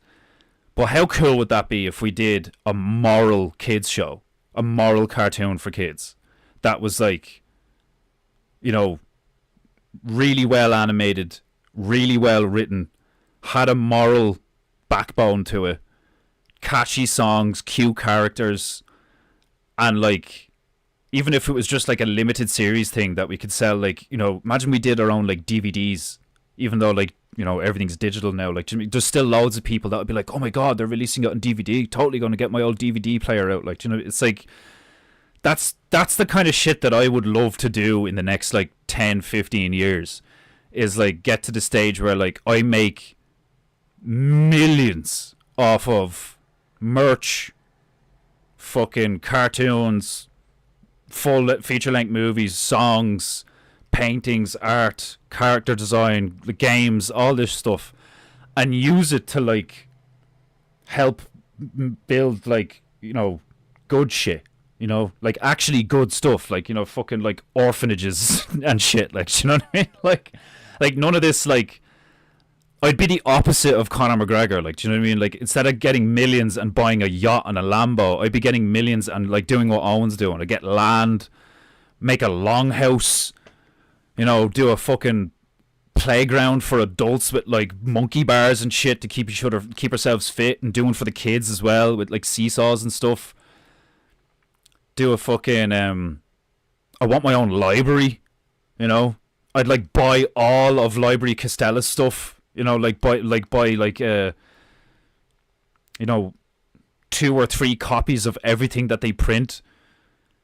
And like, that's the thing that, like, you know, because some, like, for the past year, because I haven't been making a lot of money because of the way things have gone, I feel like I'm a bit of a parasite on the bear community, and I don't want to be that. It's starting to like weigh on me, because like I can only like give back like a tenner here or a fiver there, and I feel like a shithead. So like, what I want to do is like get myself to the stage where like I can actually help. Do you know what I mean? Like, I can actually like be a part of this thing and like help. And I know I could, doing stuff like this, you know. So that's the vague general direction that I want to head in over the next 10 to 15 years, is like, I want to use my ability to make people laugh and think of funny stuff, and my ability to like make funny, cute, cool stuff, and somehow generate enough of an income to then fuel the Bertarian fire, you know, like help fuel it as like overall, but like in Ireland mainly. Do you know what I mean? Because like I think it would just like Ireland really needs something like that right now. It doesn't need Conor McGregor as a president, like, do you know what I mean? That's not what Ireland needs. Ireland needs another Father Ted, another fucking, you know, really good, like, I don't know if we've ever had our own kids show here that was like Irish, you know, maybe like the Tweenies or something. I don't know if those freaks turned out to be.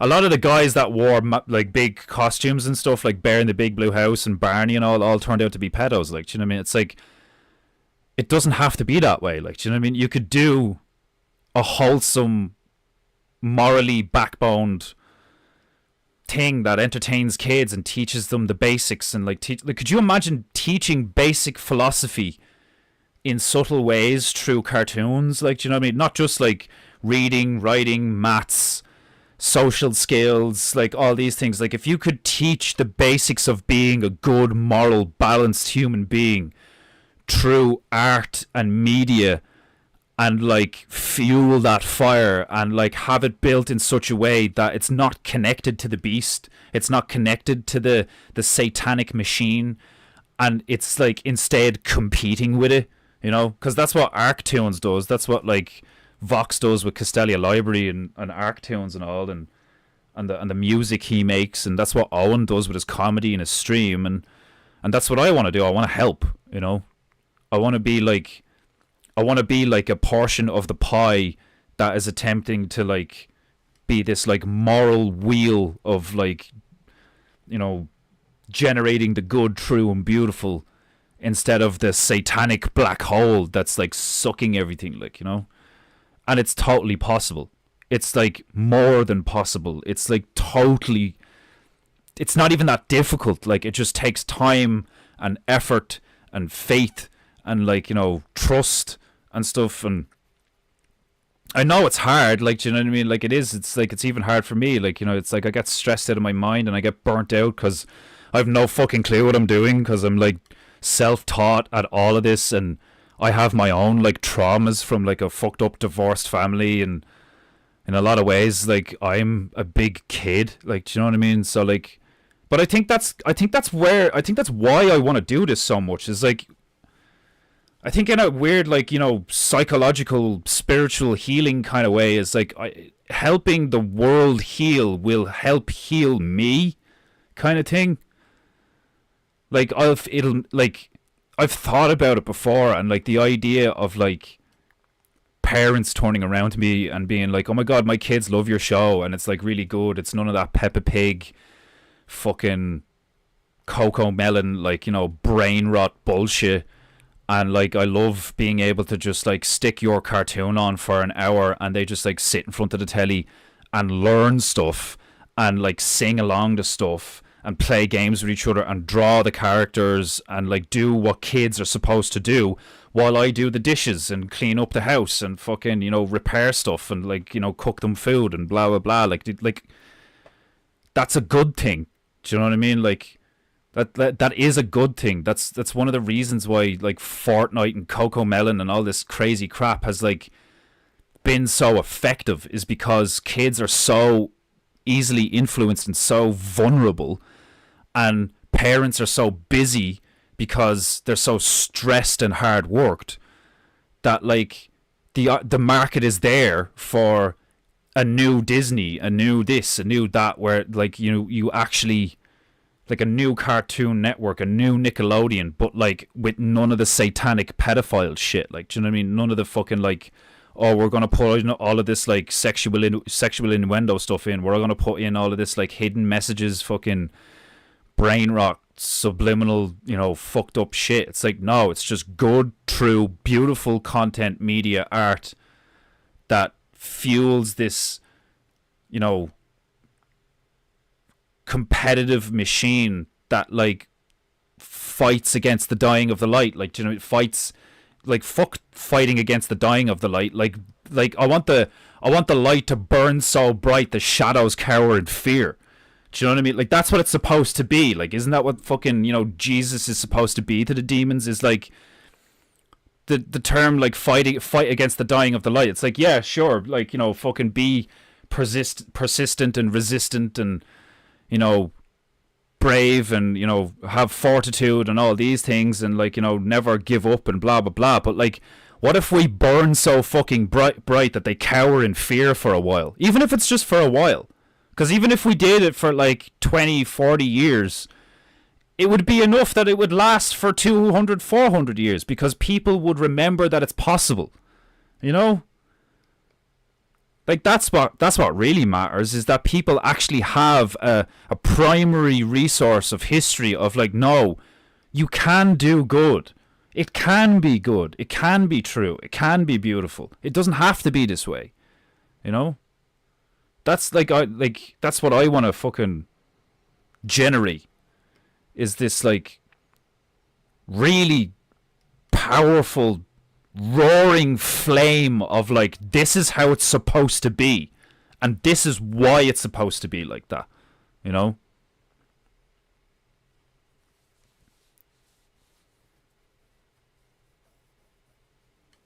I had the wheel bopper. Wasn't that one of the didn't they come out with that like a few years after the original or something? It was like a more sophisticated one with more parts on it. It just looked like a steering wheel. It 100% is a sneaky sexual thing. Yeah, like the wording, the shape of it. At least the first one, anyway. I wouldn't be surprised if they copped on and they were like, okay, people are starting to cop on that it's actually like, you know, a dildo with like bells and whistles. Or it's supposed to be a dildo with bells and whistles, like, do you know what I mean? I won't be surprised at all if it, like, maybe it was unintentional. Like, a lot of that shit is unintentional, you know? It's not all like designed to be demonic. But then you can make the argument that that's why it's so demonic, is because of how subtle it is, and like, you would think it's like, oh, maybe they just did it by accident, or maybe it's just down to stupidity. And it's like, no, like they're so good at this shit now that's what you think. I would be honored to be part of such a project. Agreed, would be a boss good time. Yeah, like, you can see that Owen is really like, he's like sad that like Mountain Bear doesn't make cartoons anymore and shit. And like, for a while there, like Boomerang Bear, or like I can't remember what the other guy was called. Like, somebody hasn't made a decent like Bartaria cartoon in a while, and like, they're really powerful. They're really powerful. Like, seeing Ira in cartoon form, and like the stuff that Mountain Bear did, and like the Jesus and Ira cartoon thing is really powerful. The cartoon of like the Devil Whisper thing is really powerful. Like, those things are really powerful. They're, like, if you can put it on the screen and you get people looking at it, and there's like a catchy tune to it, and like, you know, like, you play the game, like, do you know what I mean? That's what it is. It's like playing the game of, like, you know, you look at what the devil's doing, you look at what they're doing with the satanic, evil, negative polarity, and you're like, okay, well, how do we compete? It's like, you do what they're doing, but in a reverse polarity. You reverse the polarity of what they're. It's like Star Trek, you know. They've reversed the polarity on our shields. You know, like, it's like, well, how the fuck did they do that? Like, do you know what I mean? Like, it's they just say it, like, you know, it's like they fucking, what is it, the Borg? You know, like when they're shooting I used to love that bit. I used to fucking love that bit in Star Trek Generations, where they're in the hallway, like they're on Enterprise, and the Borg have taken over Enterprise, and it's like a last ditch effort, and they go from the bridge, I think, or are they trying to get to the bridge? I can't remember, but like they remodulate the frequency on their rifles so that they'll get a few shots off before the Borg adapt, right? And then they fucking pull up one of the blast shields, and they're going down the hallway, and they're like laying it down, and the Borg are dropping left, right, and center, and then all of a sudden Worf, the Klingon, shoots one of them, and it just, like, you know, gets absorbed by the shields, and he just goes, "Captain, they've adapted," and he turns the thing around and just uses it like a fucking club and just starts to beat the shit out of one of the Borg. And it's like, that's what we have to do, like, do you know what I mean? It's like, you have to adapt. You have to, like the chameleon being like, oh, I'm on a tree now. Whoop. you know, oh shit, I'm on concrete now. Whoop. Like, you need to just be like water, my friend. Like, do you know what I mean? That's what it is. Like, you have to be like water. You have to take the shape of your surroundings. You have to like move around the rock, under the rock, through the rock. No matter how long it takes or what direction you have to move, you have to just go with the flow. You have to be like water. And like, it's like what I was saying at the start of this stream, that like I've spent a year now trying to like just keep this going, you know, because you guys love it and I love doing it. But at the same time, as time passes, I'm like noticing these patterns where I'm like, okay, well, I don't want you guys to like have to keep paying and keep paying and keep paying. First Contact, that's the one. Yeah, Star Trek First Contact. Fucking love that movie. I don't want you guys have to like keep paying and keep paying. I know you guys don't mind. I mean, like you the type of people like me that when you have the money, you don't mind at all putting money towards stuff that you want. Like, you invest in shit that you like.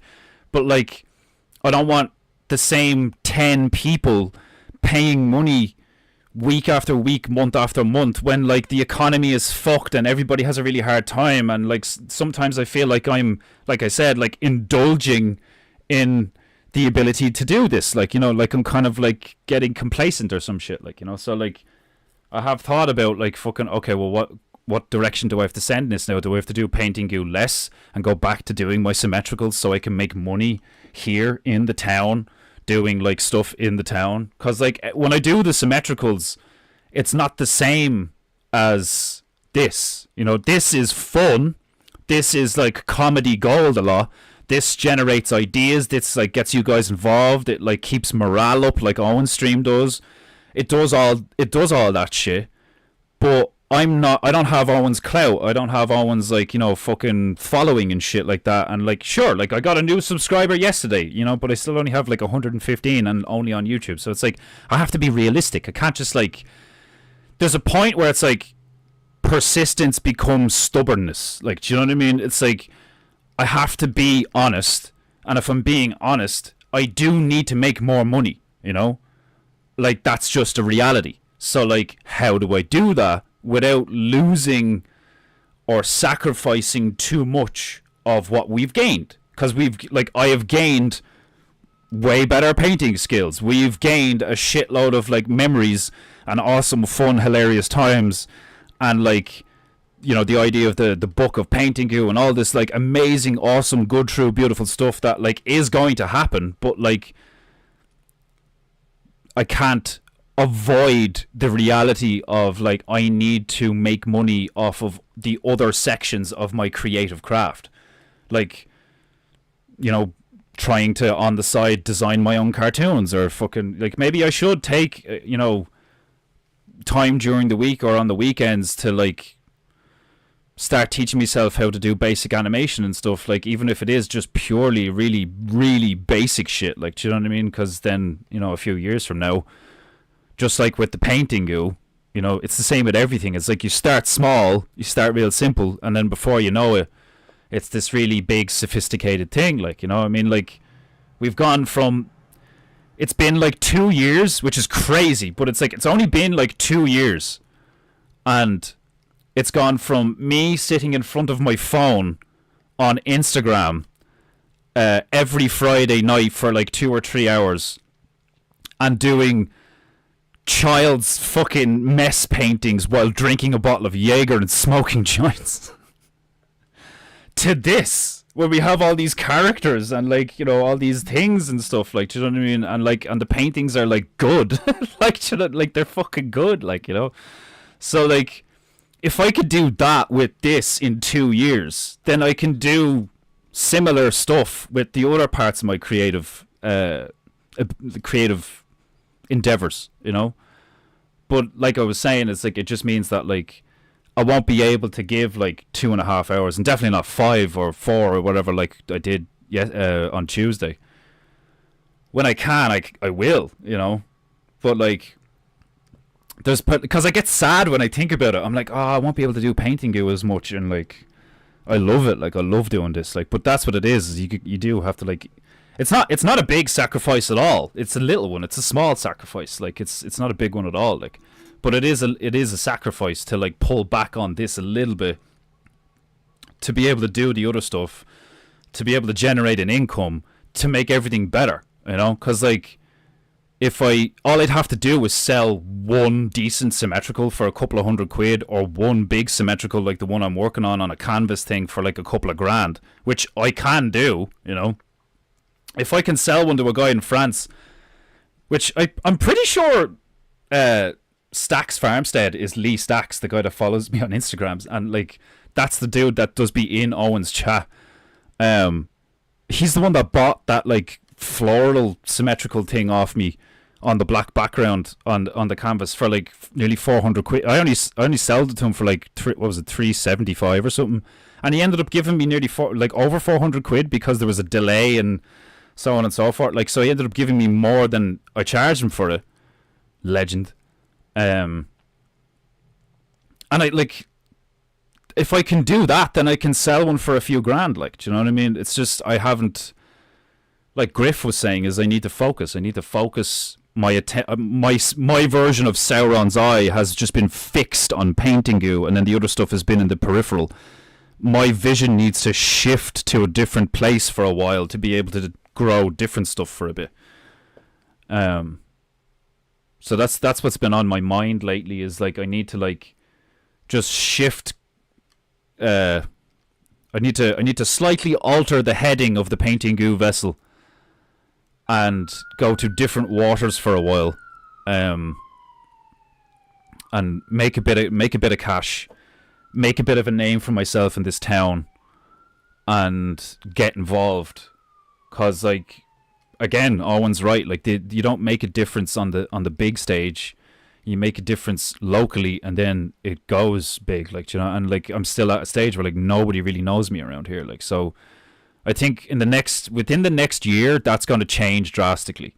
I'm going to be doing local events. We're going to be doing those planters like next week. I have to like design a thing for those planters.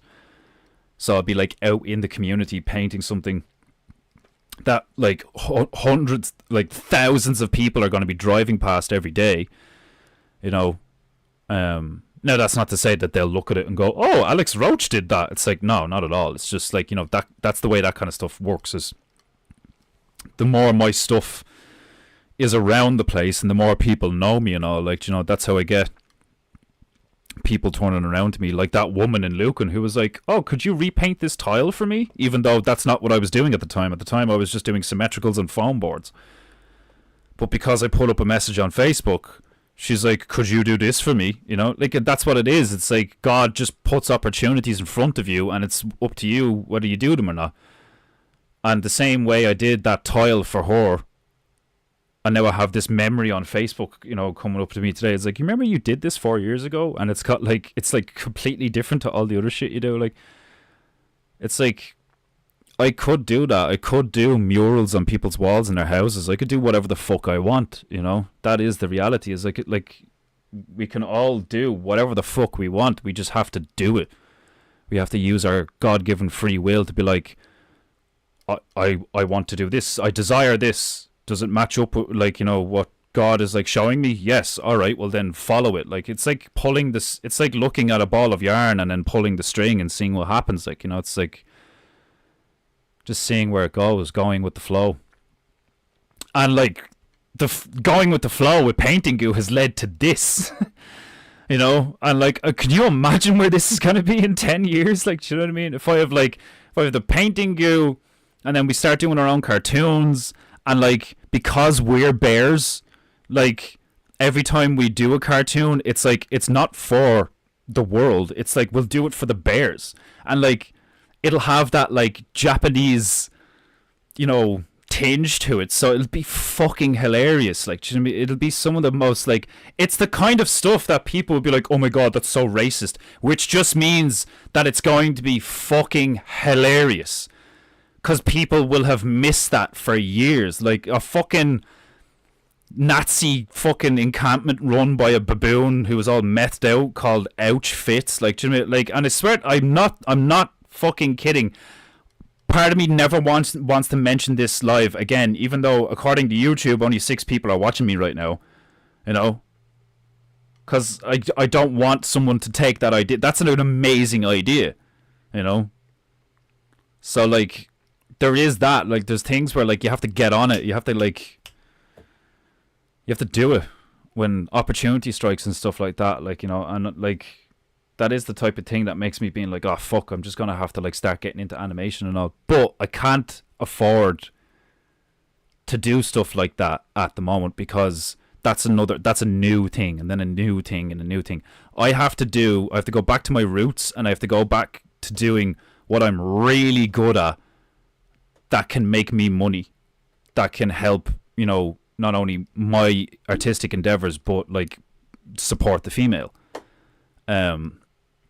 financially, like, you know. And the symmetricals is it, because it's like contemporary art, like, do you know what I mean? Like, you could put them anywhere, and, like, they're, you know, they're the sort of thing that, like, anyone would buy one, you know, like, all different people of all walks of life. There's no political or ideological or anything behind them. They're just beautiful images. So, you know, I've neglected a blatantly obvious money making machine for the fun stuff. Which is childish of me, you know. So, like, I have to course correct, and I have to get back to my craft of, like, and you want Jerry from the, you know, like, the old lady from the gallery. I think that's what she's talking about. Like, do you know what I mean? It's because, like, she looked at I don't have it, like, on hand, but one of the symmetricals that I did not too long ago was called Deep Demon, and it was this mad, like, kind of purple. It was like it kind of looked like a catfish spider fucking thing. Like, I remember my Metal Bear was like, oh, that's an amazing catfish spider demon looking dragon thing. But it was like an angry demon looking creature abstract thing. And I tried to make it look like it was underwater with, like, a blue background. And it has, like, its left eye is all scarred and messed up. And it's really cool looking. And that's the sort of stuff that I could do. I could make really eye-catching, powerful-looking stuff that would appeal to all different kinds of people for all different kinds of reasons. And instead of doing that, I've, like, you know, kind of relegated myself to PEINTEINGU for the past year with you guys in an attempt to, like, you know, just like, oh, I'll just keep doing this. But, like, it's not fair on you guys. Do you know what I mean? Like, the muse won't wait. Yeah, tell me about it. Tell me about it. I know. I know, man. The muse won't wait. Yeah, like, you need to catch there's a reason it's called the flow. If you, like, if it's going in the river and you miss it, it's gone. Do you know what I mean? And, like, running after it, it's not the same.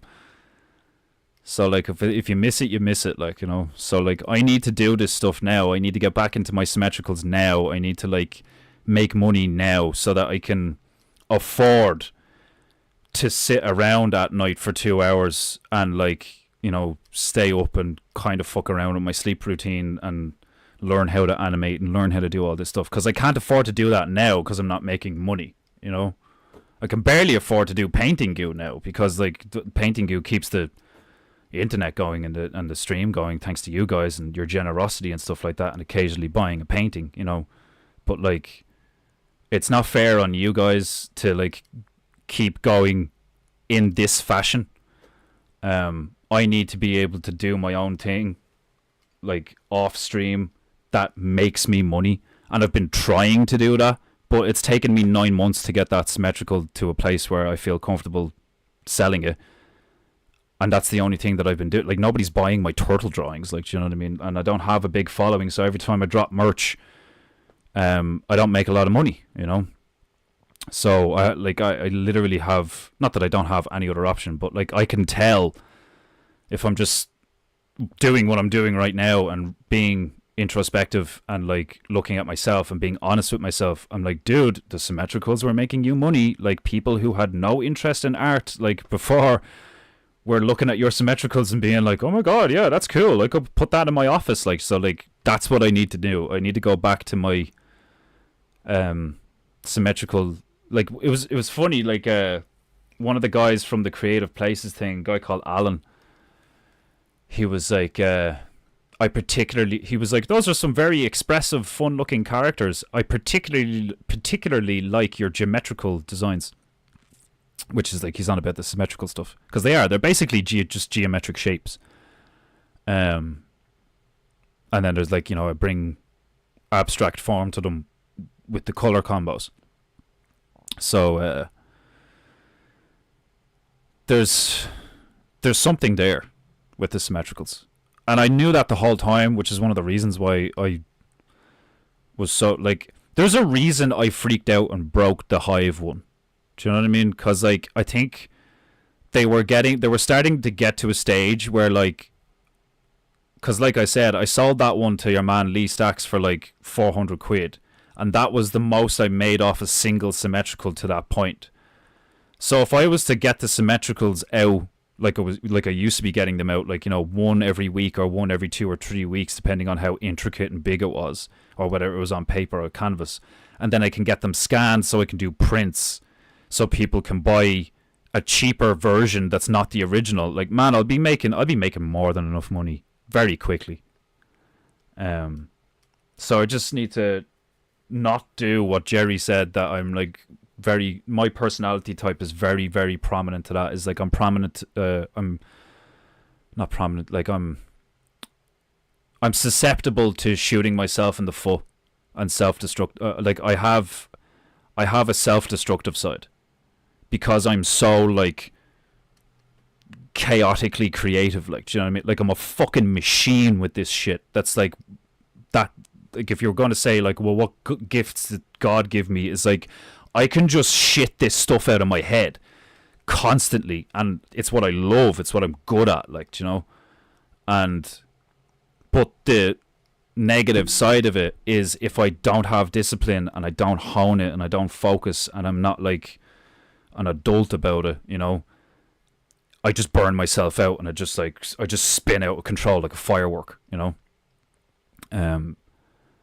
So, and that's what she said. That's what the old lady in the gallery said. She was like, guys like you go one of two ways. You either become grey or you just spin out into nothingness. And I refuse to let that happen to me, I refuse to let the stuff that we've created together and the stuff I've got, in the background and the stuff I've created on my own, I refuse to let that go to waste. I'm not going to be one of those guys. I'm not going to be one of those, like fucking overindulgent gobshites who like just, uses the excuse of being a struggling artist to like drink and smoke all the time. Do you know what I mean? And like those are one of the things that like stops me and shit. Like I'm going to take it seriously. I'm going to look at it as like honing my craft and becoming a master of this shit. And, a master of multitudes is like, like a jack of all trades, Somebody has a paid for PEINTEINGU. Glorious.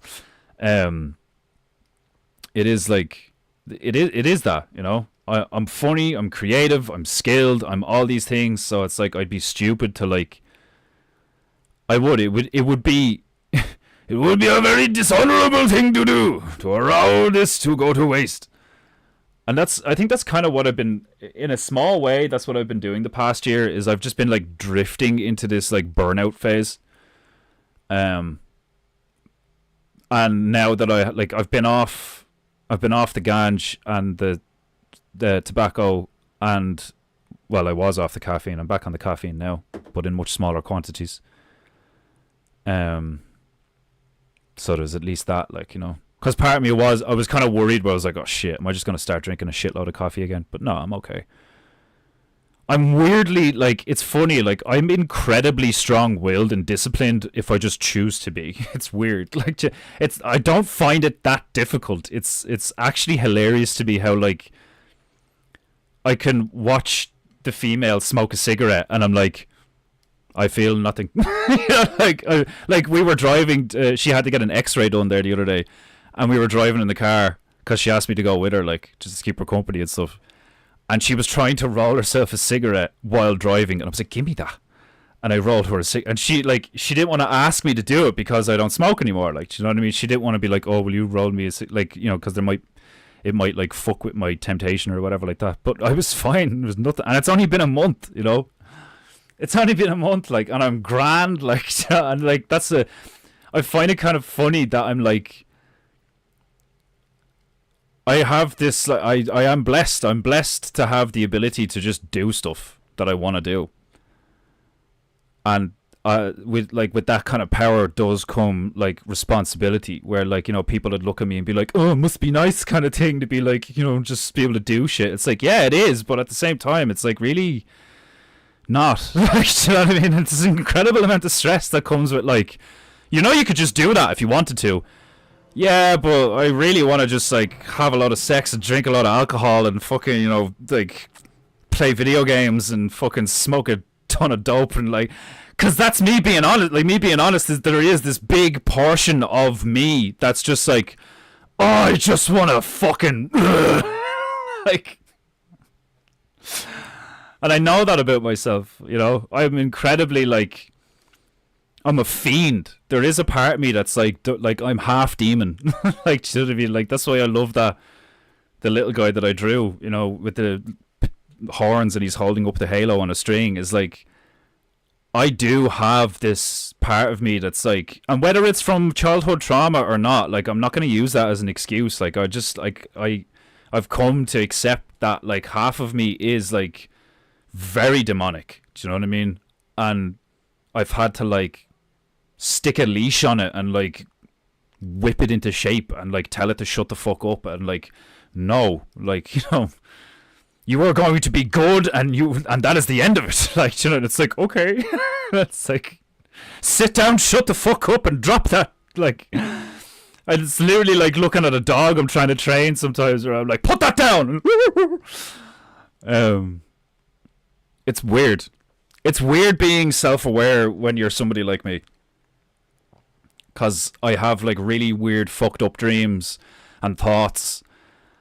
And I look at myself sometimes and I'm like, I am fucked. You know, I am really fucked up, like, you know. And like I just said, it's like, I could just be like, oh, yeah, but it's not my fault. Like, I've got all these things. And no, that's playing the victim. It is your fault. You're in control. You're in control. So be in control. And it's like, oh, okay. You know, like, ugh. Just have this, like, it's not even like having a demon on your shoulder. It's having a demon within you. Like, do you know what I mean? And it's fucked up. Like, but it's like, it's what gives me my fire at the same time, because like Vox says, it's like, conflict is the air we breathe. It is the water in which we swim. Like, I literally have a battery in me because I've got such a polarized version of like really fucked up, but I want to not be fucked up, and it's like fighting constantly on the inside. Like, and I'm not saying I'm the only one or I'm special or unique or whatever, but like, to a degree we are all snowflakes. Like, do you know what I mean? We all have our own journey. We all have our own individual path. We all have our like own archetype and shit like that. Like, we don't all fit in a box, like, you know. Which is one of the reasons why this world, this paradigm is so fucked up, is because they've tried to make us all the same, and that's why everybody's freaking out. Like, anyway, Canadian Fork Rift Express. You're doing great, kid. Keep going. Oh yeah, no, yeah, I'm not like, thank you. I'm definitely not gonna stop painting goo. It's too much fucking fun. But I'm gonna course correct. I'm not just going to take a week off and try and, like, you know, oh, get the symmetrical done. Like, I've done that like twice now and it doesn't work. And like I said the other day, I have a tendency to do that where like I'll be doing something, even in video games, like I'll be doing something and I'm like, why isn't this working? And I'll get frustrated and I'll be like, hold on a minute, what am I doing wrong? And then I'll think, and then I'll be like, okay, what if I do this? And then it works and I'm like, aha, gotcha. Like, you know, so it's like, I think I've done that now with myself, with what's going on. It's like, I need to take a step back from this a little bit and return to me and make money doing my art in the way that I was before this became a thing and kind of like took over, you know, or before I let it take over, because that's what happened, you know. It's not like PEINTEINGU has its own fucking sentience or like, you know, consciousness, and took, like, you know, that's like a victim thing as well. It's like, no, I let this go a bit too much. And I don't want to, like I said, like I'd be a fucking parasite to keep doing what I'm doing the way I'm doing it for like another year. And I'd be a parasite to the bear community and a parasite to you guys, which is hilariously ironic considering one of my theories is that like one of our main problems is that we're all infected by some kind of parasite from the other side of the ice wall. So like I need to stop being a hypocrite. I need to stop being a fool in that sense, in that context. And I need to like be more serious about the contemporary stuff that could actually make me a fuck ton of money. You know, I never thought I'd be one of those like artsy fartsy people with like, you know, doing exhibitions and in a gallery and, you know, being around all these wine drinking fucking snobs and stuff like that. Like, but there's a lot of money in that, and I could do it. And I'd be stupid not to. Now that doesn't mean that I have to be like them. If anything, I think that's what God or the gods kind of want me to do, is like they're pushing me, because the creative places is kind of like that as well, where I was sitting in this room full of like, you know, LGBT-esque people, and part of me was very uncomfortable. Part of me was like, these people are going to hate me. Which is me assuming. And it's also me being like kind of afraid in a sense. You know, there's like a fear of like, I don't belong here, or like, you know, these people aren't going to like me because, you know, they're that type. Like, you know what I mean? So like I need to get rid of my like assumptuous, like my pattern recognition is like taking over in a negative way in those moments where I'm like sitting in a room full of people who talk about trans stuff and have weird hair, and I'm like, oh, here we go, you know, I'm gonna have to deal with these fucking weirdos. But like, that's on me, you know. I need to be like stronger. I need to be more, not more open-minded, not at all in that sense. Like, you know, like fucking librarian from Warhammer 40k is like, an open mind is like a fortress with its gates unbarred and unguarded. No, my mind is like a fortress. My mind is guarded very well by archers and pikemen. But that's detrimental sometimes, where it's too much like that for too long. You know, I need to send the scouts out now and again to like bring more info in, and the kingdom needs to flourish, you know, and it needs to be a part of the greater realm. It doesn't need to just be this like secluded on its own thing that like doesn't let anything else in. I need to grow. I need to fucking I need to spread my wings and all that shit. But yeah, now I've basically just repeated myself and I'm rambling and shit. Like, so that's the gist. That's the gist. I vote with my fiat, support what you like or it goes away. Yeah, I completely agree. Like, and that's what like the fucking even when it, like, I know that there's been moments where if Owen and me like we're on like a talking basis like he is with like Bowler or some of the others, like that he would like call me an idiot, because I'd be like, oh dude, like I've literally given him like my last £5 sometimes in a super chat. And like I've paid the internet, I've paid my account fees or whatever in the bank and stuff like that. It's like, you know, like £60 here, £5 here, and then like I've got more materials for the stream, so that like, you know, like paint and stuff, so I could keep doing this. Like, and there's like £30 here, £100 here, and stuff like that. And I'll have like a tenner left, and I send it to Owen because I feel like I'm not paying my way. And like I know he would look at me and be like, "What are you doing, dude? Like, what the fuck? I don't need it." But I feel like that's what I mean, is like I feel like I've become like, how funny is that? Like, I know I'm not a parasite in this community. I'm not. I provide hours and hours and hours of content, like, you know, and then like you're either watching, like Scouse Bear said, it's like he's watching Owen and then he's watching me, you know. So like that covers like most of the workday, and that's what people need, you know, is like something to keep them occupied, to keep them away from the other shit. Like, you know, it's one of the reasons why I've done this. Like, so like, it is funny that I'm like, oh dude, like I'm starting to become a parasite. It's like, like barely. Do you know what I mean? But in a way, a little, because I'm not making my own. I'm not making enough money on my own. Like, you know, like a little bit here and there, but it's not enough, and I just need to be honest about that. Like, you know. And it's not like I need to, like, you know, I need to get a part-time job and I need to do this. It's like, it's not even that. Like, you know, like I can do my own. I've already done it.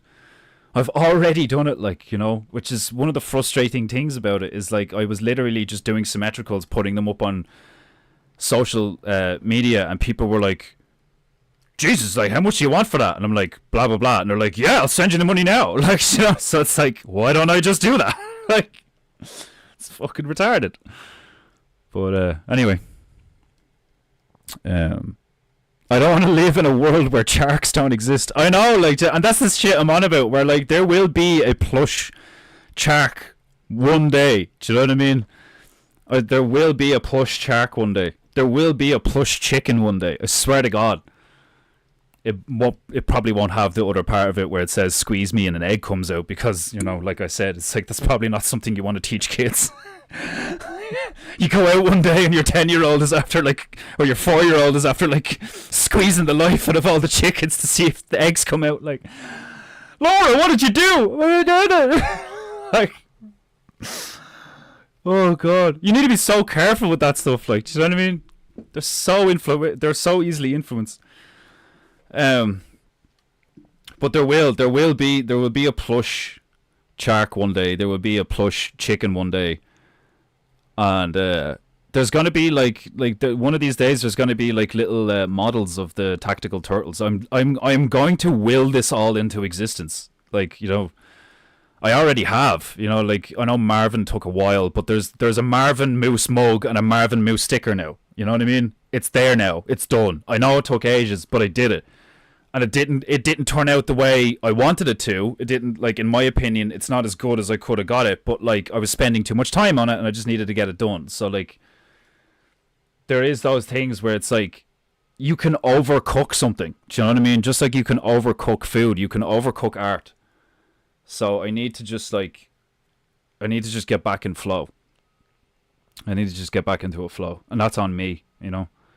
So just, if you guys start to notice that it's like, oh, he's not doing PEINTEINGU as often, it's because I'm going to focus on the other shit more, you know? And then there will come a time again, eventually, maybe like a year or two from now, although we'll see how it goes. But there will come a time where, like, I'll come back to PEINTEINGU and it'll level up again. Like, you know, I'll get like a better camera, I'll get like proper lighting equipment, I'll change the angles and stuff, and like, we'll see what happens. Like, you know, I might even like completely overhaul the room just to be able to do PEINTEINGU standing up, so I'm not like sitting down for hours like I used to with playing video games and wrecking my posture and shit. Like, I don't want to live in a world without Xenoboons hunting yarmulke wearing elephants. I know, like, it's like, it's not just me. Do you know what I mean? I'm not just like narcissistically indulging in my own creations, being like, oh my God, I'm so skilled. It's like, no, it's like, I've seen the effect that I've had on other people, and I love it. I love making people laugh. I love making something and it like brings them joy. I love like people, like when Griff asked me to do that family portrait and he put it on his mantelpiece, for fuck's sake. Like, he framed it and put it on his mantelpiece. Like, it's like fucking, like Scouse Bear asked me to do that painting of him and the dog, and it's like, you know, you'll never walk alone, and it's like fucking Middle Earth needs you. Like, you know, it's like, I have the God-given ability to like bring joy into people's lives through my art. Like, you know what I mean? And it's like, I'm being undisciplined about it, and like I'm starting to feel very guilty about that, where I'm like, I need to be better, you know. And that's a good thing. Like, the fact that I'm saying this stuff, the fact that I'm coming to these realizations, the fact that I can get off smoke, the fact that I can, you know, do these stuff is a sign that I'm on the right path, and that I'm looking at myself honestly and being like, no, you need to do better. So like, I'm not a narcissist. I'm not a fucking, because I have those voices in my head, like, do you know what I mean, that are like, you're not that good, and like, you know, this is all a fuck, you're lying to yourself, and like, you know, you're not as good as you think you are, and like, you know, fucking this isn't going anywhere, and you should just get a normal job and all this fucking shit. And I'm like, no, like that's not true. I can do this.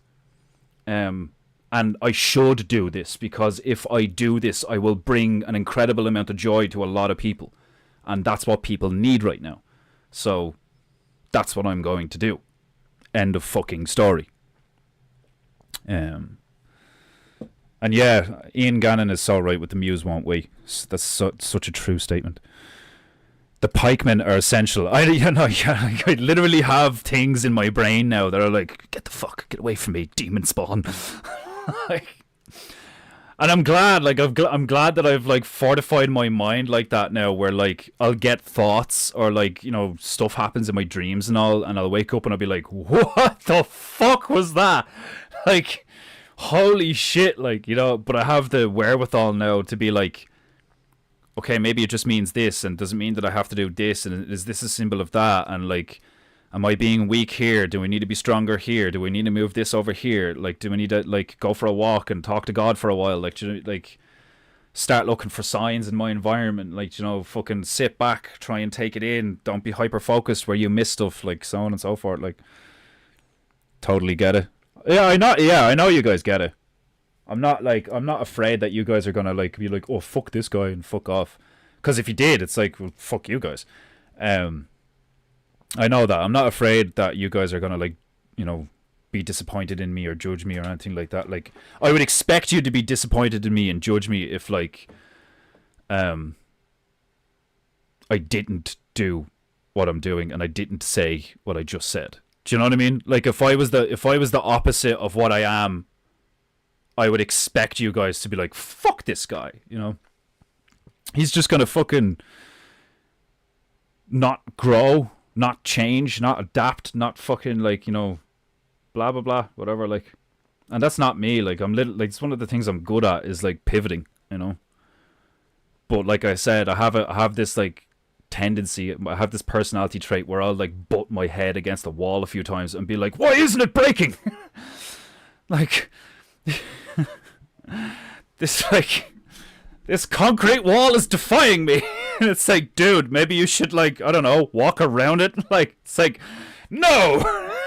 Like, I have this like, I do have this like, it's not arrogance, it's like it's a sense of profound like bravado and confidence, because I know I can do stuff. Like, do you know what I mean? Like, because like, and because I know that's like necessary. Like, you don't, when you're in a fight with a guy, you don't want to tentatively approach him. Like, do you know what I mean? Like, he's just gonna be like, okay, I've got this guy. Do you know, like, you want to be like looking just at his chest. You want to almost like ignore the cunt. I see a lot of these guys who like, they're like wide-eyed and they're looking at you and shit. Like, that makes you too reactive sometimes. Like, do you know what I mean? Like, don't get me wrong, sometimes it's okay to be like, just like staring your enemy in the eyes. But like, the guys who are really successful, like Anderson Silva and shit, they would be vaguely looking at the center of your chest, because your peripheral vision is like hardwired for like spiders and stuff. So like, your peripheral vision is like way more sensitive. So you'd be able to like flinch react to stuff coming from your peripheral vision way better, especially if you train that way. And if you're looking at the dude's chest, you're not going to be potentially distracted by what he does with his eyes. Because no matter how difficult you try and just be like, don't react, just stare him in the eyes, that takes brain power. It takes way more brain power and focus than just staring at the... It's like when they tell you, like, snipers, it's like, aim small, miss small. If you're looking at the head, you're going to miss the whole body. So, like, don't aim small, miss small. You just aim center mass. Just take the whole thing in and react to the whole body as, like, a body of water, you know, and move with it. And, like, the whole Bruce Lee thing of, like, when he contracts, I expand. When he expands, I contract. Like, you literally just dance with your opponent, and when you see an opening, like when your nervous system is stimulated to the training of like, oh, there's an opening, wham, like it just hits all on its own, you know.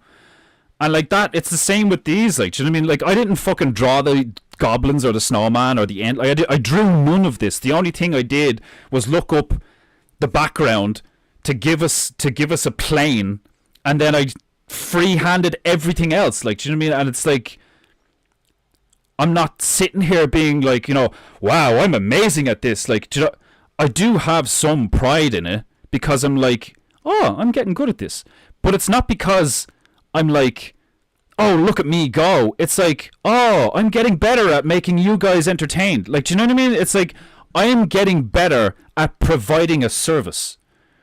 That's where I'm coming from. I'm like, it's kind of like the conversation I had with a friend yesterday, right? He's showing me like footage of him competing in jiu-jitsu, and he's good with very little training. He's good, and I could tell by like just by looking at the footage, his body language is very relaxed. He's real like chill, you know. He's just whatever happens, which is the way you should be, you know. But his opponent was like really jittery and really like, you know, tense and stuff. And your man went in, they try and get a double leg, and my mate just like grabbed him by the head and sat into a fucking guillotine, choked him out, and your man tapped. And I turned around to him, I was like, people probably think you're real arrogant, don't they? And he was like, yeah. And I'm like, I used to get that too. I used to have friends that would like look at me and be like, you know, oh, why are you just doing this? Why are you just taking the punches? Why are you just doing this? Like, you know, you're just walking me down. Like, do you think you're the shit or something? It's like, no, this is what works. Have no fear. Like, move with the opponent. Block. Don't just like constantly try and move out of the way. You only have so much space. Like, I watch martial arts movies. I watch like martial arts competitions. I like this stuff. Like, do you know what I mean? So it's like I actually play by the rules. And that's a weird thing that tends to happen where like people have their ego in it and you don't. But because you don't have your ego in it, people with their ego in it think you have this inflated ego. And it's like, no, it's because I'm comfortable in this space. Like, do you know what I mean? It's like, it's really like, it can be frustrating if you let it get to you, but it's actually hilarious sometimes because you're like watching them get frustrated at you just having success, and you're kind of like, why? Why wouldn't you? Because if I was them, I would just emulate me, because that's what I do. I look at the people who succeed and I go, okay, do what that guy does. Like, it's like, isn't that obvious? Like, 10 knockouts, 1 loss. Okay, do what he does.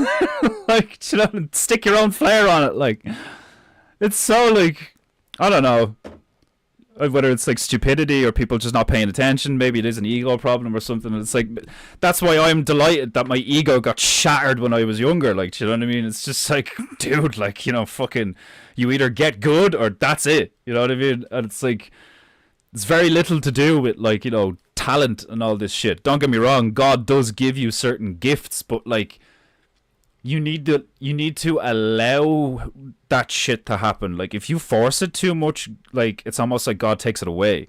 It's weird. But anyway, I need to start making more in my free time too, trying to get my routine down with the kids so I can have more time to make my music and speaker designing. I think it's hard, man. I can only imagine how hard it is when you have kids and all. Like, do you know what I mean? Because it's hard. I find it hard myself, where it's like, because like the female has a fucked up nervous system, and she's like, you know, that bitch could sleep for 24 hours, not even playing.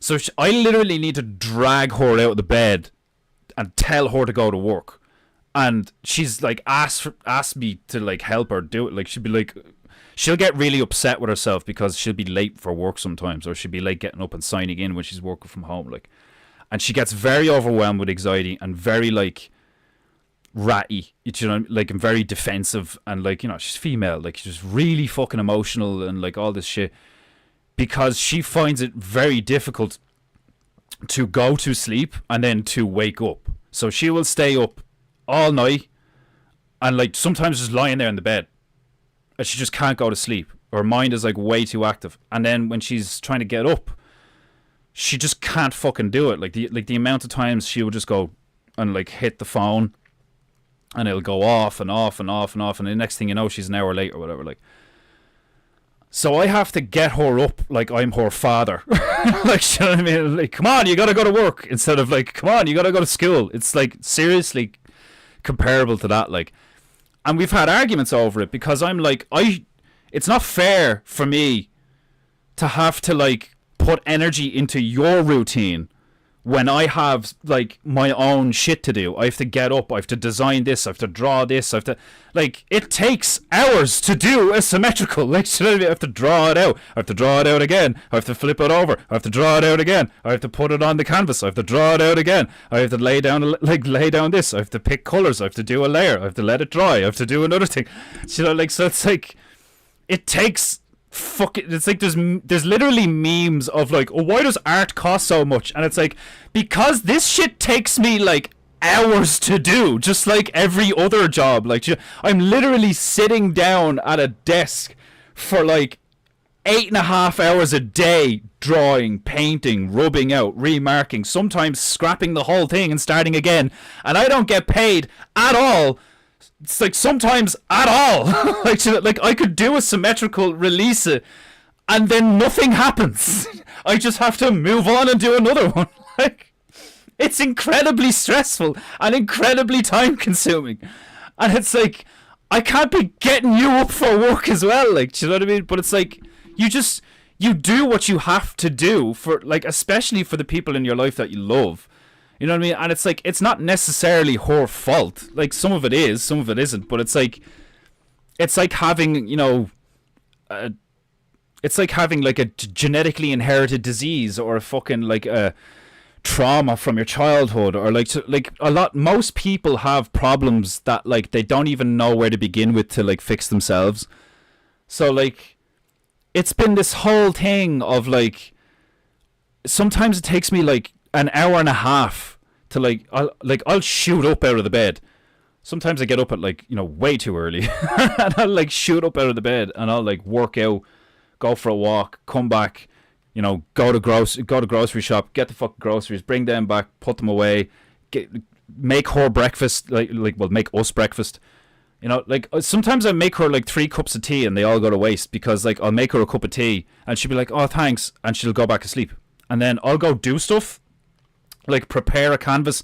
Like, even preparing a canvas, I'll have to like put primer on it. Right, now that has to dry. Right, now I have to go do something else, because like, I can't do anything with it until it's dry. You know, so like, literally the structure of my life is like, I'll do something and then I have to wait. It's like fucking playing Clash Royale. Like, so it's like, click, right, now there's a buffer screen. It's like, okay, now I have to direct my energy somewhere else for like the next hour or two. Go do something productive. Maybe put a wash on, do the dishwasher, go get the groceries. Okay, it's been 3 days since I did a workout. I'll do a workout, I'll have a shower. Do you know? And then the whole time I'm like, I'm just trying to help her get out of bed. Like, and then she goes home. Then she goes to work. Then she comes home for lunch. And then like, I haven't done it in a while, but like, I used to like make lunch for when she got home from lunch. You know, I'm literally playing the part of like a house husband. You know, like, I make the food, I go get the food, I fucking prepare the meals. There's like leftovers sometimes, I reheat them. Like, and then that's one of the reasons why I set up the fucking symmetrical in the kitchen. Mainly because it's fucking big, but it was also handy to be able to cook a fucking stew and paint at the same time while the fucking stew was going. Like, you know, like, I'm literally like, like I'm fucking, like, it's one of the reasons I got burnt out, because I'm like trying to do this and then I'm trying to do this and then I'm trying to do this and then I'm trying to do this, and they're like totally different things, and some of it is stuff that I'm like not equipped to do emotionally at all. Like, do you know what I mean? Like, I'll be looking at her and I'll be like, are you fucking serious? You're like, do I look like I'm your father? Like, you work 15, you don't even need a car, you can walk to work, what the fuck? You know, like, oh, my car insurance. Like, it's like, and I'm not like, it might sound like I'm shitting on her, but I'm not. Like, do you know what I mean? It's just the reality of like, she has stuff in her life that she has difficulty with, and because I'm with her and I love her, I'm trying to help her with them, which takes time from my stuff, and also stresses me out, because she's the type of person that's like still gonna get defensive and shit, where she's like, oh, but this and blah blah, and I'm like, but it's also me as well. It's like, I get frustrated, I get angry with her, I think this is unfair and all these things, and I'm like, I have to be a man. Do you know what I mean? I have to be like a fucking like stoic man of like just like centering myself and being like, yes, this is frustrating. Yes, this is difficult. Yes, to a degree, it is even unfair sometimes because I shouldn't, like, you know, in an ideal setup, I wouldn't have to do these things and I could just get up in the morning and just focus on my craft. But because she is the one that makes the income, you know, I have to pick up the slack in all these other areas. And because I have to do that, it takes away from my, like, the amount of time I can spend on my craft. And then there's also the added thing of, like, because of how the past year went with this, I used to be on fucking, like, I basically used to be on, like, a government scheme, which is, they give, like, it's essentially, like, welfare, but, like, it's, like, welfare based on what you used to do for a job. So, like, I was on, like, a certain tier of, like, because I used to work in warehouses for a few years. They were like, oh, you're entitled to this much because you're at least attempting to be self-employed. So I was like, cool, that's all right. I can, you know, show you my taxes at the end of the year and all that, and like what I purchased and where my money goes for my art supplies and all this shit. And then they basically they sent me a letter where they were like, okay, well, I don't know why, but they were like, we need to reassess your situation. And I'm like, all right, what do you need me to do? And one of the sections is like, are you living with someone? Are you married? And all this shit. And because I'm not a liar and I didn't want to game the system, I told them that I was engaged to someone with an income. And because of the way our system works, they basically told me, like, you know, oh, you're engaged to someone with an income and you're living with them? All right, well, you're not entitled to any money then because she should be earning enough money to pay for both of you. Which makes absolutely no fucking sense in today's economy whatsoever, because everybody's like, do you know, if you know, you know. You know what I mean? It's like, there's no way that her 5 figures, like, her, like, very basic income, you know, more than enough to survive on for one person, but blah, blah, blah.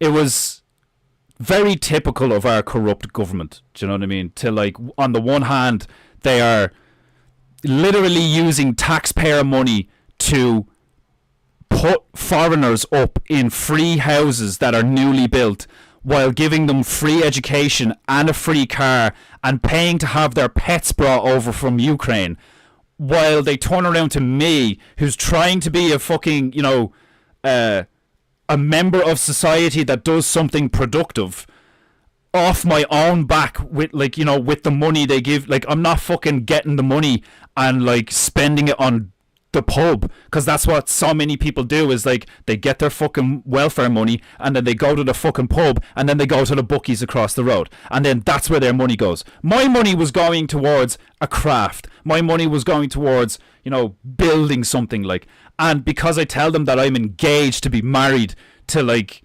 they're like, oh yeah, you're not entitled to anything. And that was last December. It was fucking wild, like, do you know what I mean? Being like, what the fuck do you mean I'm not entitled to anything? Like, like, they are, but I'm not, and I'm like, I'm a national. I'm an Irish citizen, and I'm trying to be a functioning member of society. And you're gonna take my money away and give it to them? Like, it's fucked. But it's like, are you gonna be a victim or are you just gonna keep going? Like, do you know what I mean? So that's why I just kept going. I'm like, fuck it. I don't need it. You know, I can do my own shit, like, you know. But I've been stupid about it, and I've been, like, you know, putting the energy in the wrong places. I should have, since that happened, I should have just been like, right, I just need to knock out symmetricals like a motherfucker. But I didn't. I focused too much on this because, like, it was easier, you know. And that's the truth. It was easier to do this because it fits into the routine, and, you know, fucking, it fits around her routine, and, like, it makes you guys happy and it makes me happy, and, like, it's like, it's very joyful, but it's easy, you know, and, like, you can't just do the easy thing, like, you know. So for a few weeks now, I've been like, not sustainable. It's not sustainable. It's not fair on you guys. It's not fair on her for me to just hope that this blows up and I get a load of money, like, do you know what I mean? Which is essentially what I've fucking been doing, like, do you know what I mean? It's like, you know, oh, we'll get more subscribers and like this, that, and the rest, and stupid. It was fucking. It was a stupid thing to do, but like I don't regret it. Do you know what I mean? It's like realize that you've been doing something wrong and been like, okay, fuck, I need to change strategies. So that's what I'm gonna do. But it's not fair. Do you know what I mean? At all. So that there is this like profound sense of injustice where it's just like, are you serious? Like, you're gonna do that to me when I'm trying to play by the rules? Like, it's really fucked up, like, you know. But I'm not the only one. I'm like, you know, I'm definitely not the only one. There's like so many people on this island right now that the government has just like totally fucked in the ass, left, right, and center, like totally fucked in the ass. And they don't care. They don't give a fuck. But it's like it is what it is, you know. It is what it is. But anyway, I'm gonna fucking maybe put a bit more detail on the scarf. I could probably just sign this now. You know, Goblin's done.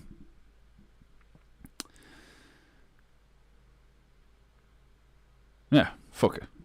Like I was saying earlier, I don't want to overcook things. This is good enough. I want to fix the scarf a little bit. I'm going to stick the tunes back on. I'll fix the scarf a little bit, and then I'll call it a day.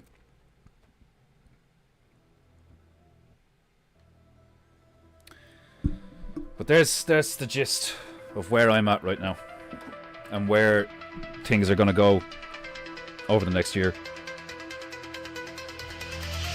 I'm going to see a fuckload of symmetricals.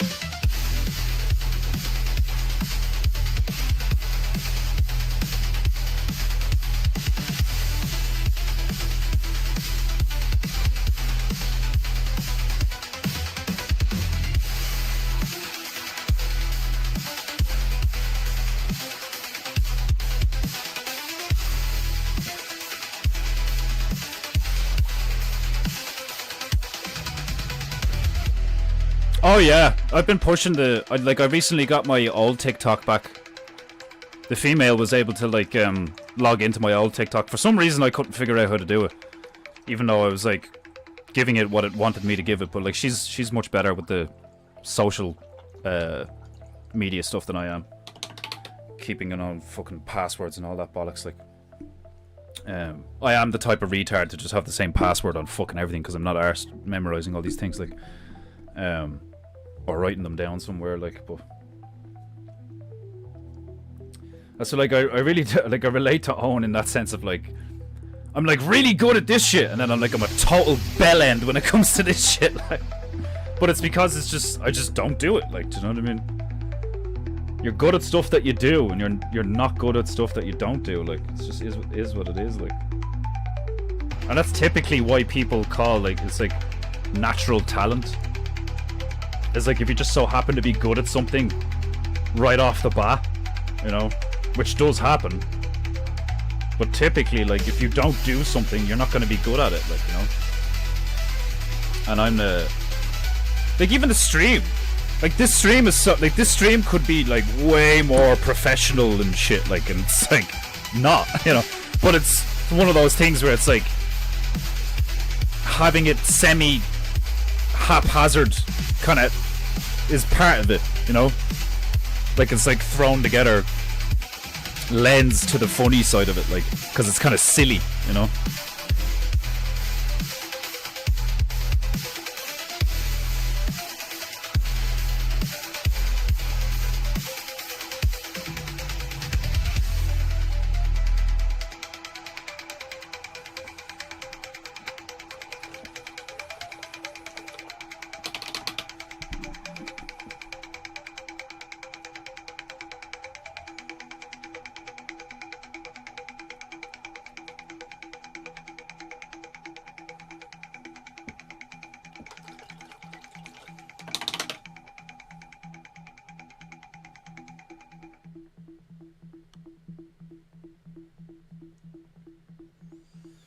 Like, it's one of those things is frustrating as well, though, because, like, so the TikTok that I've been using for a while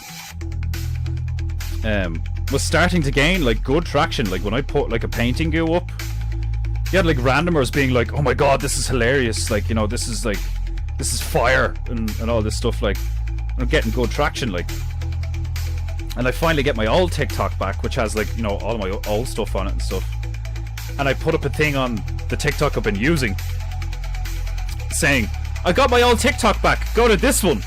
And, like, nobody does it. And I'm just like, fucking, just, whatever. Like...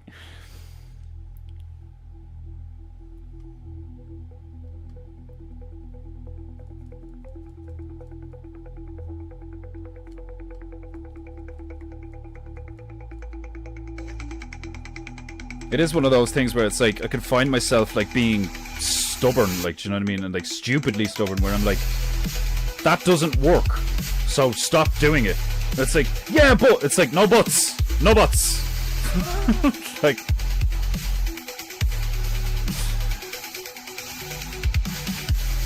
It's like one of the Nazi generals talking to fucking Stormfuhrer Pink Butts. No buts! 9 buts! Puts the Jew down, Butze! Put the banana down and leave the Jew alone! It just like drops him.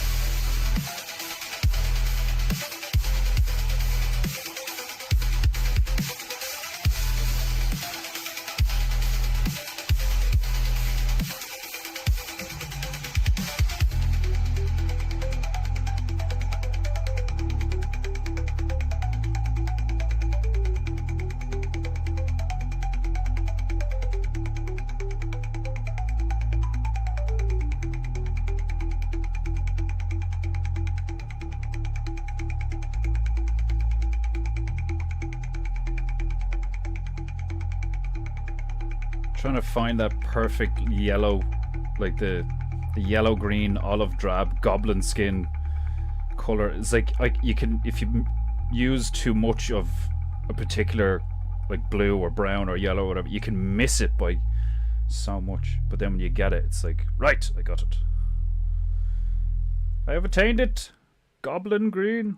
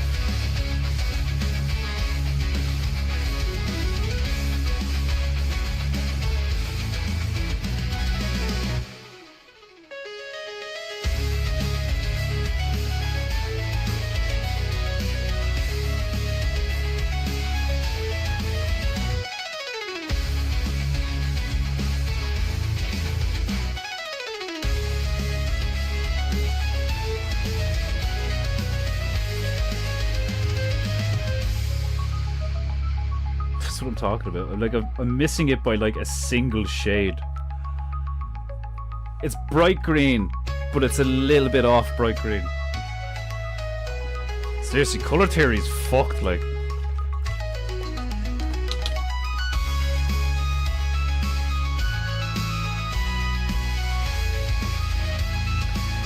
I myself don't have TikTok because I'm not gay, but I think it is a great way to get your stuff out there. Yeah, like, I hate being on social media for the most part. You know, like, I like sharing funny memes with each other, and it's handy to have, like, a place where you can all, like, you know, like Telegram or something, where you can all share stuff and talk and shit like that. But the brain rot, like, that you have to, like, sift through typically, like doom scrolling or whatever they call it, like, you know.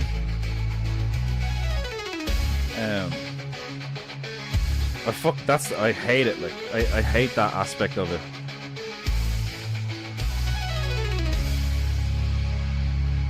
That aspect of it drives me mad, like.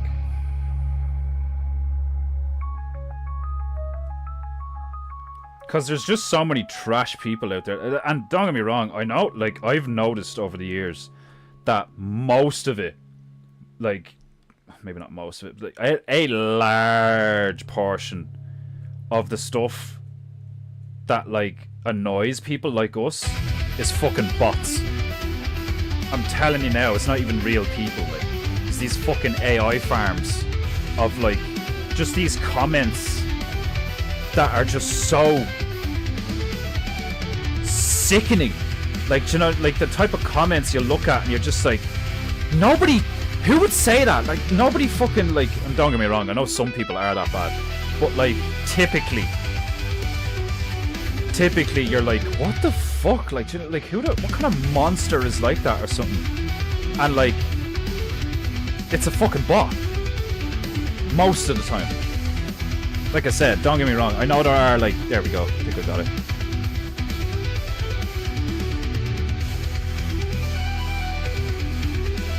I know there are a lot of fucked up people out there, but there's not as many as the internet would have you believe there are.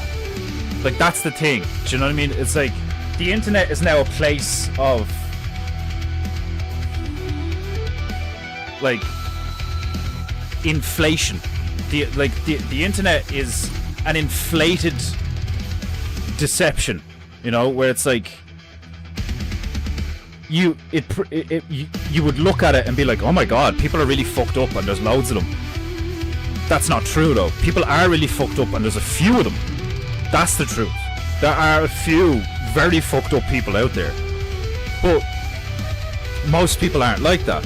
And the same with, like, you know, Owen has noticed it as well, where it's like, how come there's not as much engagement? It's because the really good, productive people aren't on the internet. They're doing stuff, you know? Like, the really, like, hardcore, like, farmers and, like, builders and stuff like that. They just have the earphones in, so they, like, they're not in the chat, they're not engaging, but they're the type of people to, like, send you a fucking homemade gift or a letter once a month or once a year. Do you know what I mean? Like, you hear it all the time on Owen's stream. It's like, hey, sorry I can't interact as much as I'd like to, but I've got 10 kids and I run a farm. Do you know what I mean?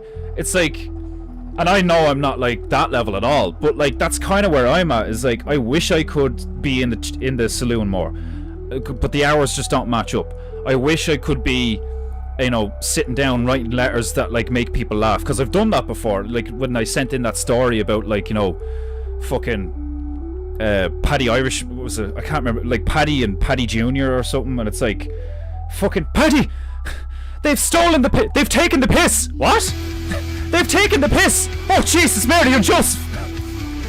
And she runs out, and Ira is, like, driving away in an oil rig full of organic Irish piss, and Paddy falls to his freckled covered knees and goes, you fucking gremlins, the Irish will never pay for their own piss. Like, do you know what I mean? Like, it was funny, like, it made Bowler Bear laugh, like, it made fucking Owen laugh, like, it was fucking funny, like, do you know what I mean? And I just made that up in the car one day while I was driving with the female, like, you know?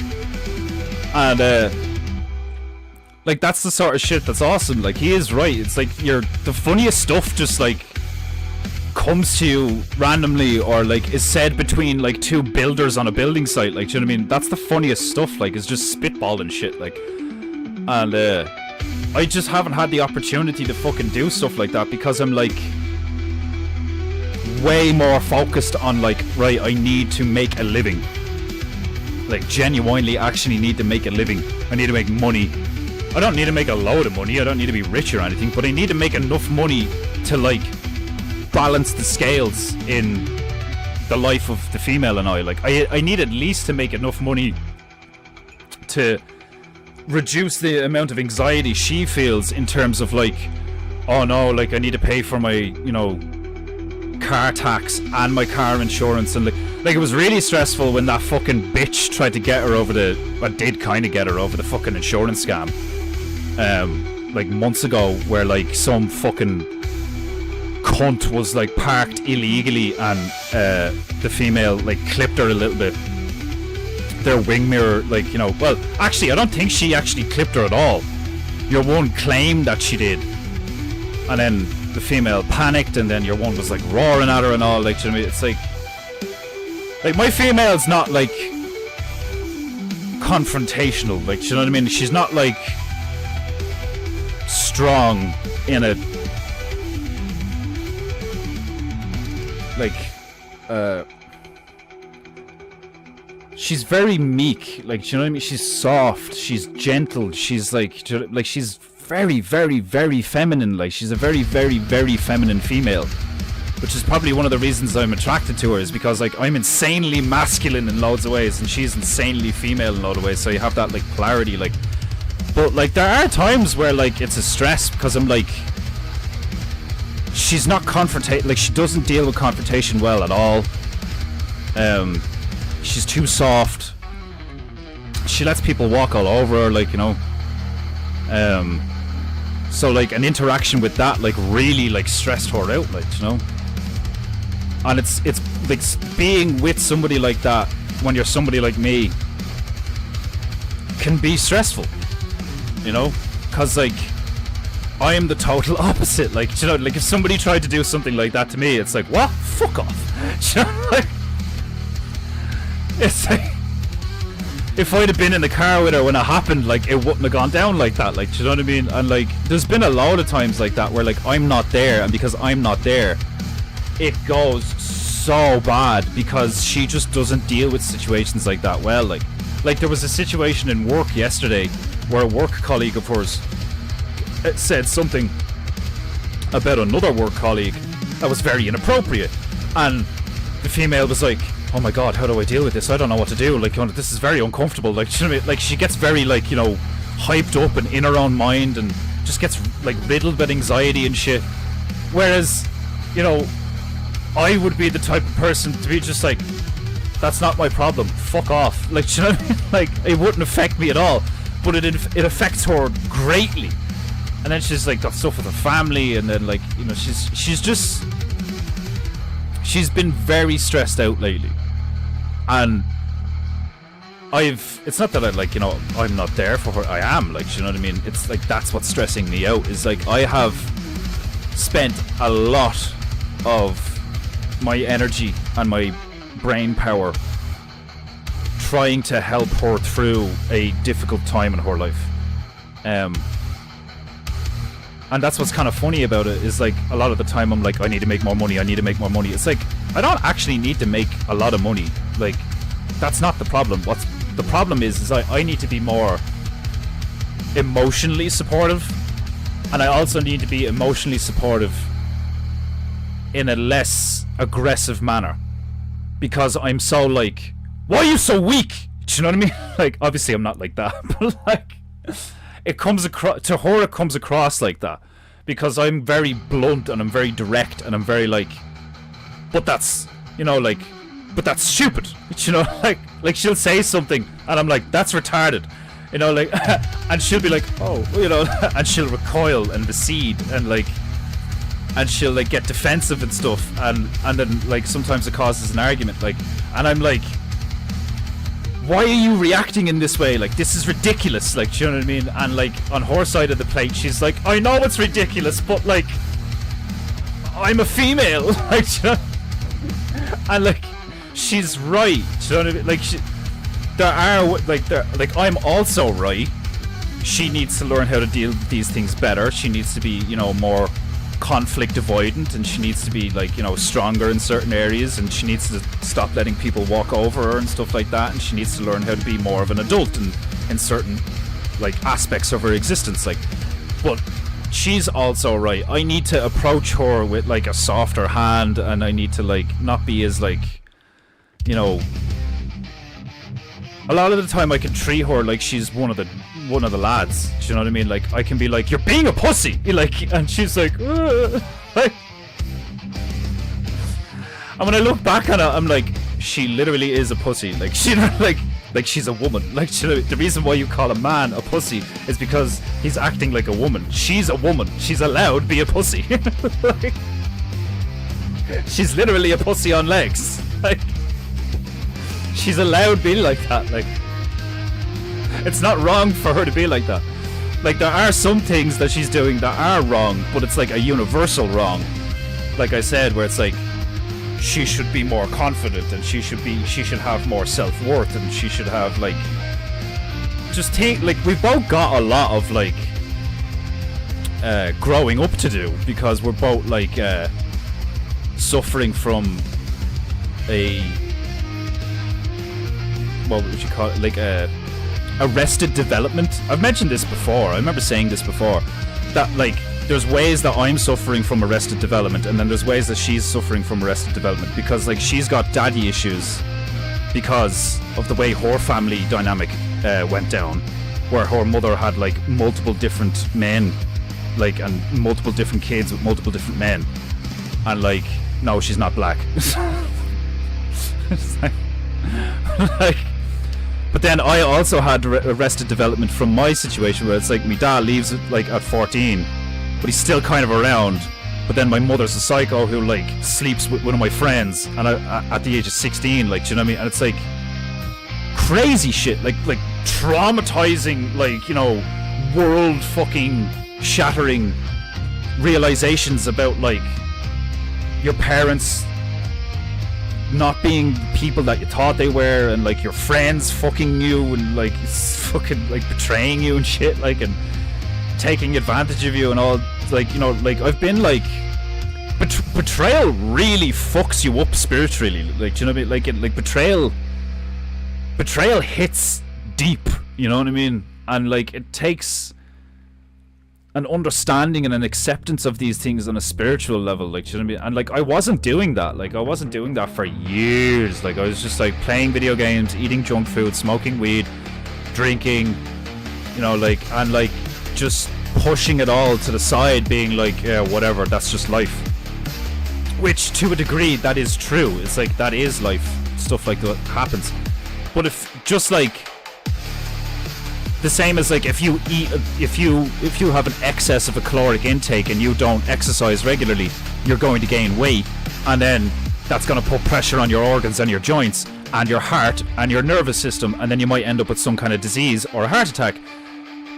In the same manner, if you don't alchemize and don't, like, sort out and don't exercise your spiritual and emotional demons, they pile up in the background, and they cause, like, you know, disorders in your nervous system, in your mind, in your emotional, like, in your ability to regulate your emotions and stuff like that. Like, and the major difference between me and the female in the last few years is, like, I have developed an ability to deal with all of these things. I find a lot of this stuff fascinating.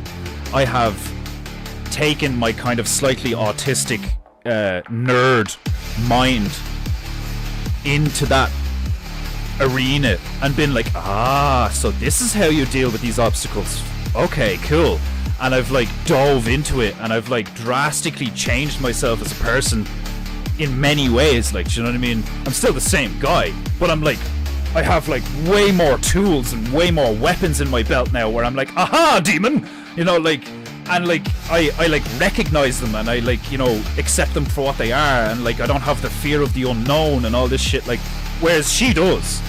She's not there yet, like, you know what I mean? She's got all of these things, like, swimming around, and, like, she's trying to deal with all this shit, and I'm looking at her being like, Why are you so weak? You need to be stronger. And she's like, and I'm like, this is absurd. This is ridiculous. Because that's how I dealt. That's what I did to myself.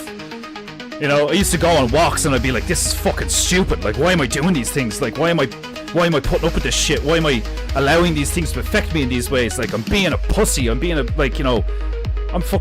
not a coward. I'm not like this. Like, what the fuck? I've done these things, but I'm doing these things. This doesn't correlate. This doesn't make any sense. You know, like, and sorting all of that out of my mind, like, you know what I mean? And then trying to do the same with the female, being like, you need to get your shit together. And she's like, I know, I'm weak. And it's like, okay, well, you're just a girl. Like, I'm sorry. And it's like trying to learn how to impart the knowledge that I now have and the experience that I now have and the things I've learned and the weapons I have and the moves I've learned, and trying to like teach her those things, but in a completely different way, because she's a completely different beast. Do you know what I mean? So like there's this incredible conflict of like, what you're doing is wrong and you need to fix things, and she like feels judged and criticized and gets defensive and all these things, when from my side of it I'm like, this is the truth, you know? And like in those moments I don't realize that I'm like just making things worse, you know? And I've analyzed these situations and been like, shit, like my strategy and my approach to these things is actually making her like is making it worse. So then not only have I had to like solve the Rubik's Cube of my own mind and my own soul and self and ego and my, like, you know, what I'm trying to do mentally and physically and spiritually, I've also tried to like help her with her Rubik's Cube. But how I've tried to help her with her Rubik's Cube has actually caused her more stress sometimes. Sometimes it doesn't, sometimes it does help and she's very appreciative. But then sometimes I actually make her worse. And because I try to help and it doesn't help, it makes the situation worse. I'm like, shit, and I get frustrated and then sad, and then I feel guilty because I'm like, oh fuck, I'm after fucking up here, like, you know, like it's like some of the worst things imaginable can be done with the best of intentions. It's like, I'm here to save you, my love, and then you end up like nearly killing her, like, and you're like, oh shit, fuck, sorry. like, well, why didn't you duck? I said duck, you didn't duck. like it's it's a profoundly spiritual situation to be in, where you're like, you're like, I'm supposed to protect her, and then you try to protect her and you're like, she's dying, shit. Like, and it's like, how you protect her is you simply just stand there. Like, quite often that is the solution, is like how you protect her, especially from herself, is you just stand there and you just catch her. That's it. You don't need to like slay the dragons that are trying to eat her. Those are her dragons. She needs to slay them. You just stand there and you go, you've got this.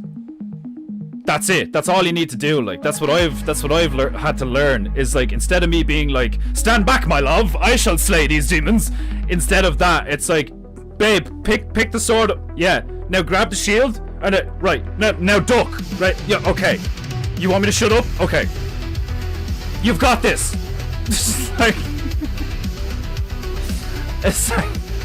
it's hard, like, you know what I mean? It's really hard, like, but it's worth it, because when you get to the next level, you're like, okay, all right, I get it now. Like, it's just like playing a video game.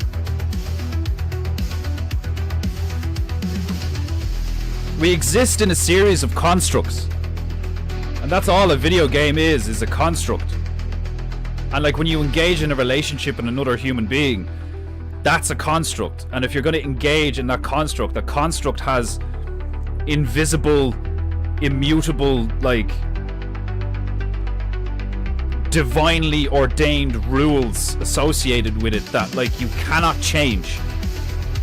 you need to work with them. You need to work within the construct, within the confines of the the divinely determined rule set. Because you didn't make how this works, so you have to figure out how it works and then navigate it. And quite often, like, your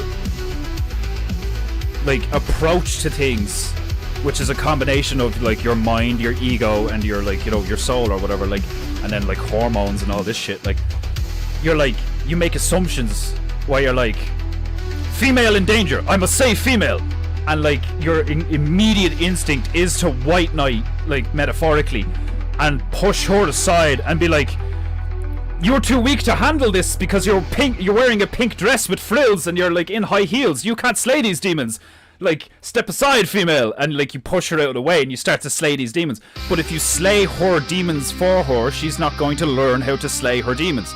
So you literally just need to stand back and be like, you've got this, keep going, you dropped your sword, it's over there. Like, it's fucking wild, man. Like, it's fucking wild.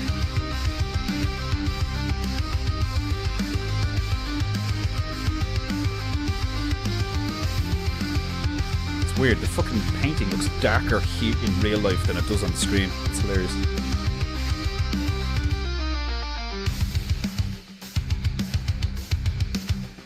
I don't know whether I'm done with it yet.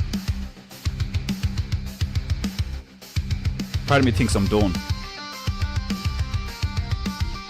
The shadow of the snowman doesn't look as bad anymore.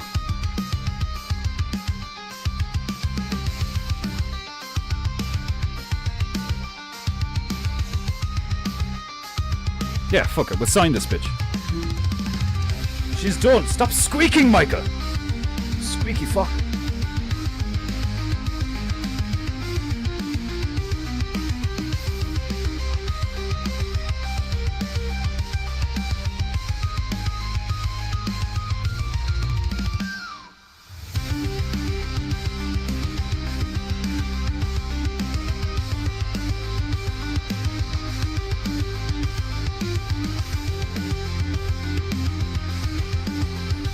Now add kids. Like, that's my point, man. Like, you know, when over the last few years, when people in the bear community are like, dude, you'd make a great dad. You and Wishy Bear need to have kids and all. Like, and I'm like, no, not yet. Like, and like, people are looking at me and be like, oh, like, you don't get it. Just have kids. Like, you know, like, trust in God. Have kids. It's like, no, you don't get it. You don't know me and her like that well yet. Like, if you lived with us for a few weeks, you would realize that like we are not ready for children. And like, that's one of the reasons why I'm able to do the shit that I do. Like, you know, and like fucking this isn't me being arrogant, this is just me being self-aware. I am quite self-aware. I know what issues I still have, and I know what issues she has. I'm just still trying to figure out how to navigate them. So like, when somebody turned around to me, when people turned around to me, it was like, oh yeah, you just need to have children. It's like, no, that would only make things worse. Right now, we're the kind of couple that having kids would probably destroy us, and as a result, destroy the children. And I'm not doing that. That's not happening. I am not my father. You know, like, that kind of thing. Like, you know, it's like I am resolute in that, where I'm like, it's not that I'm not ready to have a child financially, or in a sense of like responsibility for the most part, like, do you know what I mean? It's like I'm spiritually and like mainly spiritually, and her like like in a, is it just egotistically in her sense, I suppose, as well? But it's like we're not ready for that kind of responsibility. Do you know what I mean? Like, both of us for different reasons, like, you know, and it's like I know that because I don't think my parents were ready to have kids when they had kids because of the way they behaved and shit like that. Like, and I see other people with kids, and I'm like I watch a lot of cop stuff, and I watch it, and like, you know, I see it around the town and shit as well. It's like, I used to see it in Lucan a lot as well. I see other people with kids, and I'm like, those kids are gonna grow to be like really fucked up, and it'll be down to the kids to, like, you know, make up for how much damage their parents did to them. And like,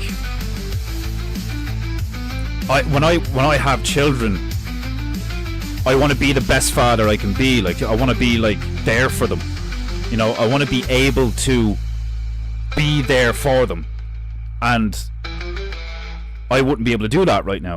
You know, and like I think I would make quite a disastrous father right now in many ways. Sure, I'm like a good guy, but that being a good guy's not enough. Do you know what I mean? I'm not like, sure, I'm strong, I'm capable, I'm a good guy, I have a sense of honor, all these things, but I'm not financially, like, you know, stable, and like the relationship between me and the female is still very volatile a lot of the time. You know, like, yeah, we've been together for over nearly like 14 years now or some shit like that, like, but we spent a huge portion of the like nearly the first 10 years of our relationship being like, you know, away together, up down, away together, and like, thank fuck we didn't have kids before, because like it was just the last thing I want to do. Like, I know what I've been through and I know what she's been through, and the last thing I am going to do with my life is corrupt a child. Do you know? Even in a, like, obviously there's some things I won't be able to avoid. You know, I'll fuck up some way, I'll make a mistake one day, something will happen to the kid while I'm not there. You know, like, in a lot of ways it's in God's hands. But the stuff I can control, I'm controlling. Fuck that. Like, I'm not having a kid under these circumstances, because these circumstances are not suitable for children. You know? And it may seem that way because, like, we're a nice couple and, like, you know, we've got, like, love and all that jazz, like, and I know, like, I'm of the mind, like, you don't need money to have kids, just have kids, like, and God provides. I'm like that. She's not there yet, you know? So, like I was just saying about all the difficulties she faces mentally and with anxiety and all this shit, it's like, I am not going to be really irresponsible and get that woman pregnant and only drastically increase her anxiety and therefore potentially fuck up her relationship with her own child and my child. Like, do you know what I mean? It's like, it's just not an intelligent thing to do. It's not a wise thing to do right now at all. What needs to happen is a sense of stability and unity, then children, you know? And I'm just like, that's probably the wisest choice I've made in my life so far, is like, no, that's not happening yet, you know? Like, and like, she agrees with me for the same reasons and different reasons, you know? Like, she's of the, like, you know, we don't have enough money kind of thing. Like, I don't see money as an issue, but like, there's just, like, it's just not a good idea, like, you know? Because, like, I'm not the kind of parent to be like, you know, and I don't want to bash other people because I don't know what they're like holistically, like, do you know what I mean? But, like, I've seen too many patterns where it's like, there's a lot of people out there who are like, oh yeah, we're having our second child, like, do you know what I mean? And then, like, their kids are really fucked up and their home life is not what they make it out to be. Like, a lot of people are fake, do you know what I mean? A lot of people are like, you know, oh yeah, it's our fourth's third birthday today, and it's like they refer to their kids as numbers and shit. It's like, oh, my third just started swimming. It's like, your third? Like, to me, that's just like they see the children as commodities or examples of their spiritual, you know, leveling or some shit. It's like, oh, well, I have 5. It's just, you know, it's like, what? You have, what? You have 5? It's like, they see them as like notches on their spiritual belt of like, well, I'm so spiritually held together that I have 6 children. You know, like, and I get it. Like, guys like Owen are right, where to a degree, where it's like, when you see that someone has 10 kids on a farm, it's like, typically, yeah, very based. But there's also people with 10 kids at a farm that run cults.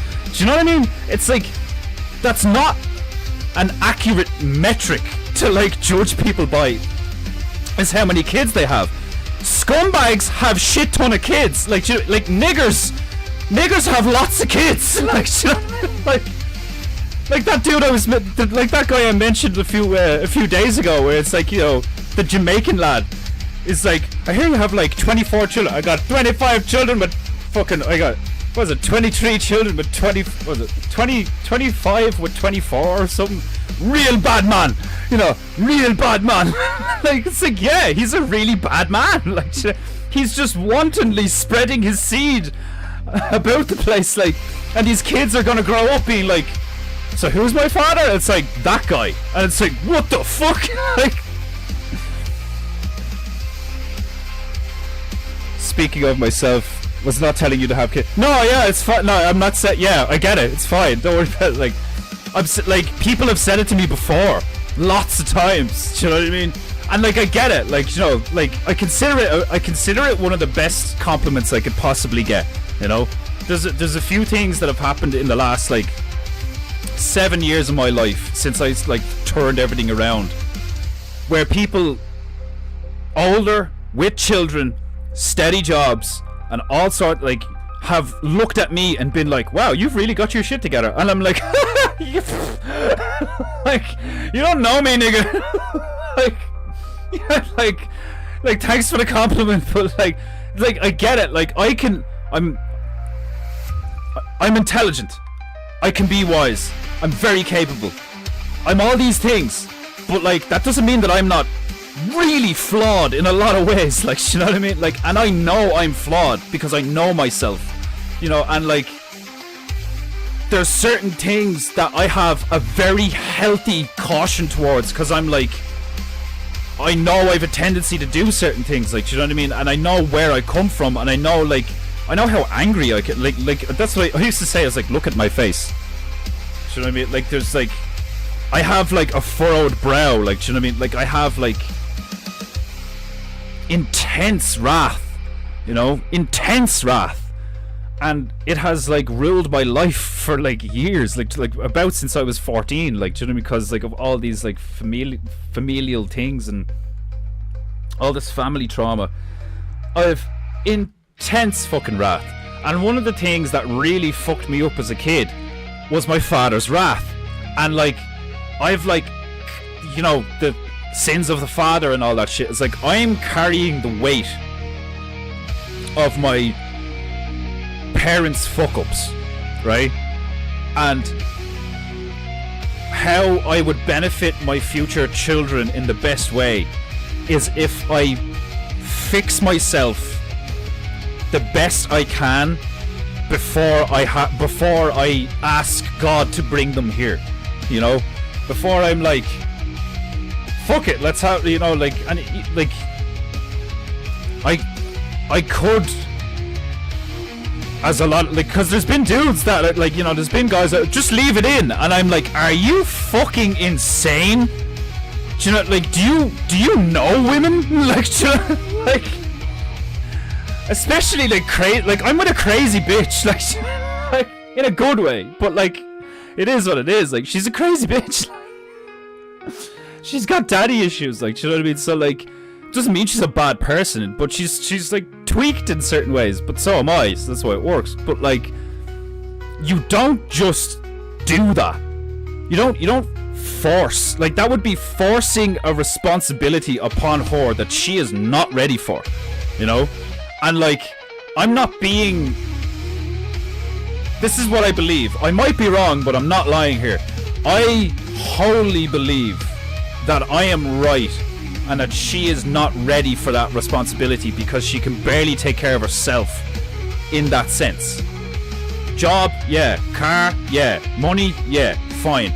But raising a child, no. She's just not mentally there. You know, like, she doesn't, like, and she would probably disagree with me in any way, like she has. She was like, yeah, but I basically raised my siblings. It's not the same. It's not the same, you know? And like, she has all these like ego issues and like spiritual issues and like emotional issues and like trauma and all this shit. We both do, like, so like, from her end of it, like, you know, she has said, like, you know, right, I feel like I'll be ready when we have our own place that's not like that's ours, whether we have a mortgage or not, but it's like ours, and we're not renting, and you make a bit more money, you know, not even like loads of money, just a bit more money, so she feels a bit more financially stable or whatever. Like, you know, if she needs to take a lot of time off work, or if something happened and she couldn't work or something like that, she wouldn't be like, oh my god, what are we gonna do, you know, because she has a tendency to panic, you know. So knowing all of this, like, it's just like playing a game. It's like if you look at a chessboard and you're like, okay, I have assessed the current situation. The worst move I could do right now is put my queen deep in enemy territory. And it's like, that is metaphorically what I'd be doing if I just left it in. Do you know what I mean? It's like, oh yeah, there you go, have that in 9 months. We'll be fine. Trust me. Like, it's like, that's an incredible amount of weight to put on a female that's already under an incredible amount of stress. Like, do you know what I mean? That's just not a wise thing to do. Like, it'd be like crushing a flower and asking it to bloom. Do you know, like, it's like, deal with that, you fucking like, that's just not a good idea. Like, but like I said though, it's like, it's not that I don't really appreciate it when people are like, oh, you two need to have kids, like, you'd make a great father and blah blah. It's like, it's an incredibly kind compliment. It is. People looking at us together and like individually and being like, oh my god, you guys would make great parents and all. Like, it's like, yeah, maybe someday. I think we could. I think we could have a beautiful family and like a beautiful, good, true future, and raise beautiful, strong children. But like, we're not there yet, you know.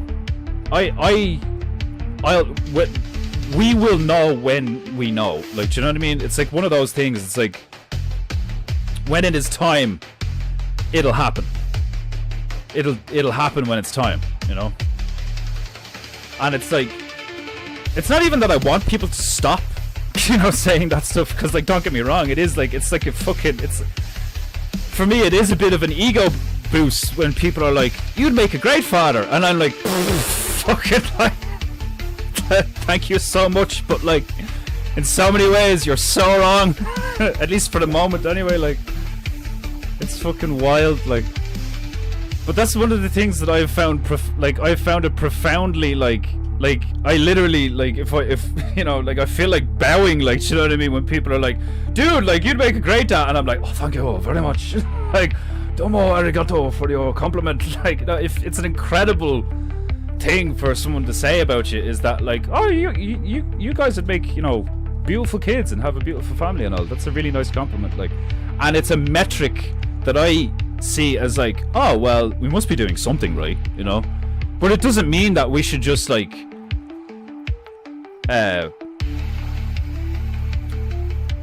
you know, it'd be like the difference between stupidity and bravery if we were to just like, oh, let's just have kids. It's just like, nah, like, that would put an incredible, like, you know, you said it yourself, Stabaru. It's like, you know, now add kids to the equation. Kids are beautiful. They bring an incredible amount of joy.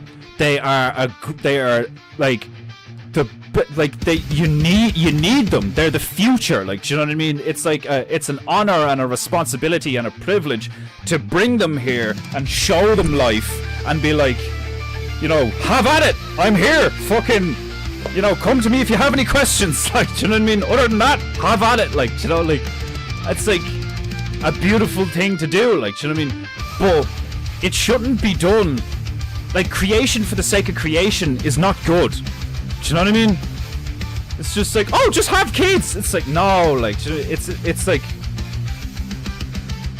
it's something that should be done under the right circumstances. There's a reason that arranged marriages were a thing. There's a reason that, like, you know, having kids young was a thing in the past when our society wasn't as fucked up. Like, do you know what I mean? Because, like, yous were on a farm. There was, like, less of yous. There was family that lived close who had already had children who knew, like, we don't have family here. We're on our own, we're isolated, and we have, like, a still fairly, like, turbulent relationship in many ways. That's not a good environment for children. It's just fact. It's not a good environment for kids. And I know from personal experience what a bad environment is like for kids. They would be traumatized. They wouldn't get what they need when they need it in the right amounts and the right, like, you know, quantities and all this fucking shit. Like, you know, it would be no cap. I would be doing them a disservice. It would be an incredibly rash and irresponsible thing to do right now. Very rash and irresponsible thing to do right now. Do I think we're like, you know, do I think it's like still a long time off? Not necessarily. Not at all. The second I kind of sort myself out a little bit more and have some, you know, consistent money coming in, and there's like a more of a definite direction of where things are going and stuff, and she sorts out her head in a few ways, and like her anxiety comes down and shit like that, and I don't know if we'll have to leave here before we have them, but she'll probably want that. She'll probably want to be somewhere else that feels a bit more homely and a bit more safe, because this place is very like run down, and you know, there's not a nice energy off it in many ways, and like because we live in the middle of the town, it's not like we could, like we wouldn't be able to let our kids out the back garden or let our kids out the front garden to just play or whatever. Like it's just not in so many ways conducive to like a healthy child rearing situation. Like, do you know what I mean? There's just so many cons to it, like, you know, versus pros. And it's not because I don't want them, like, you know what I mean? Like, there's a part of me that would like want to have 10 of them. Like, you know what I mean? Just have a load of little ginger kids running around being like, daddy, daddy, daddy. And me being like, you know, what are we gonna make today, kids? Like, you know, teaching them how to paint and shit. Like, I'd like, part of me would love that, like, you know, to be like, come on, you little fuckers, let's wrestle. Like, do you know what I mean? Like, fucking, I'd love to have a load of little kids to like play video games with and play chess with and teach them how to paint and fucking how to do carpentry and fucking all sort. I have a lot to teach, you know, and I'm not even that old yet. Like, I did like when people say it about me, when they're like, you'd make a great father, there is a part of me that's like, well, I'd make a better one than my dad, alright, yeah, but like at the same time, it's like such a profound responsibility that I'm like, no, not yet, you know. And I don't think that's not me being cautious, that's me being wise, you know, because I'm not afraid to have them. I'm looking at the situation and being like, now's not the time. We have things to get in order before we bring children into this, you know. And that's thinking of the children, you know. That's me being like, okay, what would it be like if we did have kids, realistically? And I'm like, nah, not right now. Sure, it'd be fun in lots of ways, but in lots of ways they wouldn't be getting the like safe, secure, like they wouldn't have the security that I know kids need, like, you know.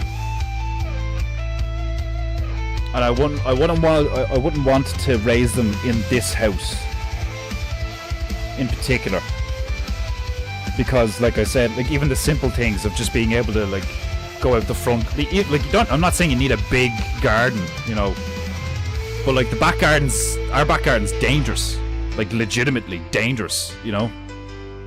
And like there is an element of like you need to make sure that your house is like child ready, you know, whatever about rounding off corners and stuff so they don't break themselves off of tables and shit, like, you know. Like, because you have people these days who have children in these like ridiculously aesthetically modern apartments and stuff, and everything's made out of fucking glass and has a 90-degree angle on everything, and all your kid has to do is slip on one banana and they fucking crack their head off the fucking floor, and that's the end of your kid, or your kid's in a wheelchair, or like, and they're like, why would God do such a thing? It's like, you're the one raising him around marble and granite and glass, you fucking retard. Like, Jesus. This is like...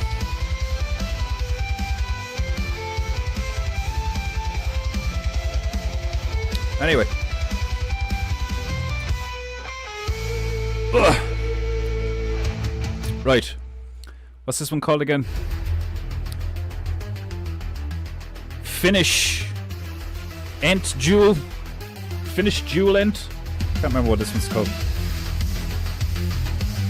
think it's called Finnish Jewel Ent. I'm not sure.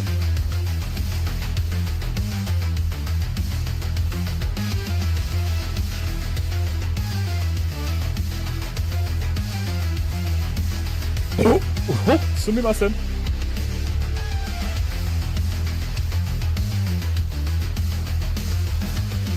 Yeah, Finnish Jewel Ent is finished. The Finnish Jewel Ent is finished. Jesus, I did another 4 hours. Fuck. I should have prefaced my comment. Yes, don't worry about it. Like, and Domo again for the super chat. Right, so yeah, I'll be back tomorrow, and it'll be a new PEINTEINGU. So tomorrow's a new PEINTEINGU.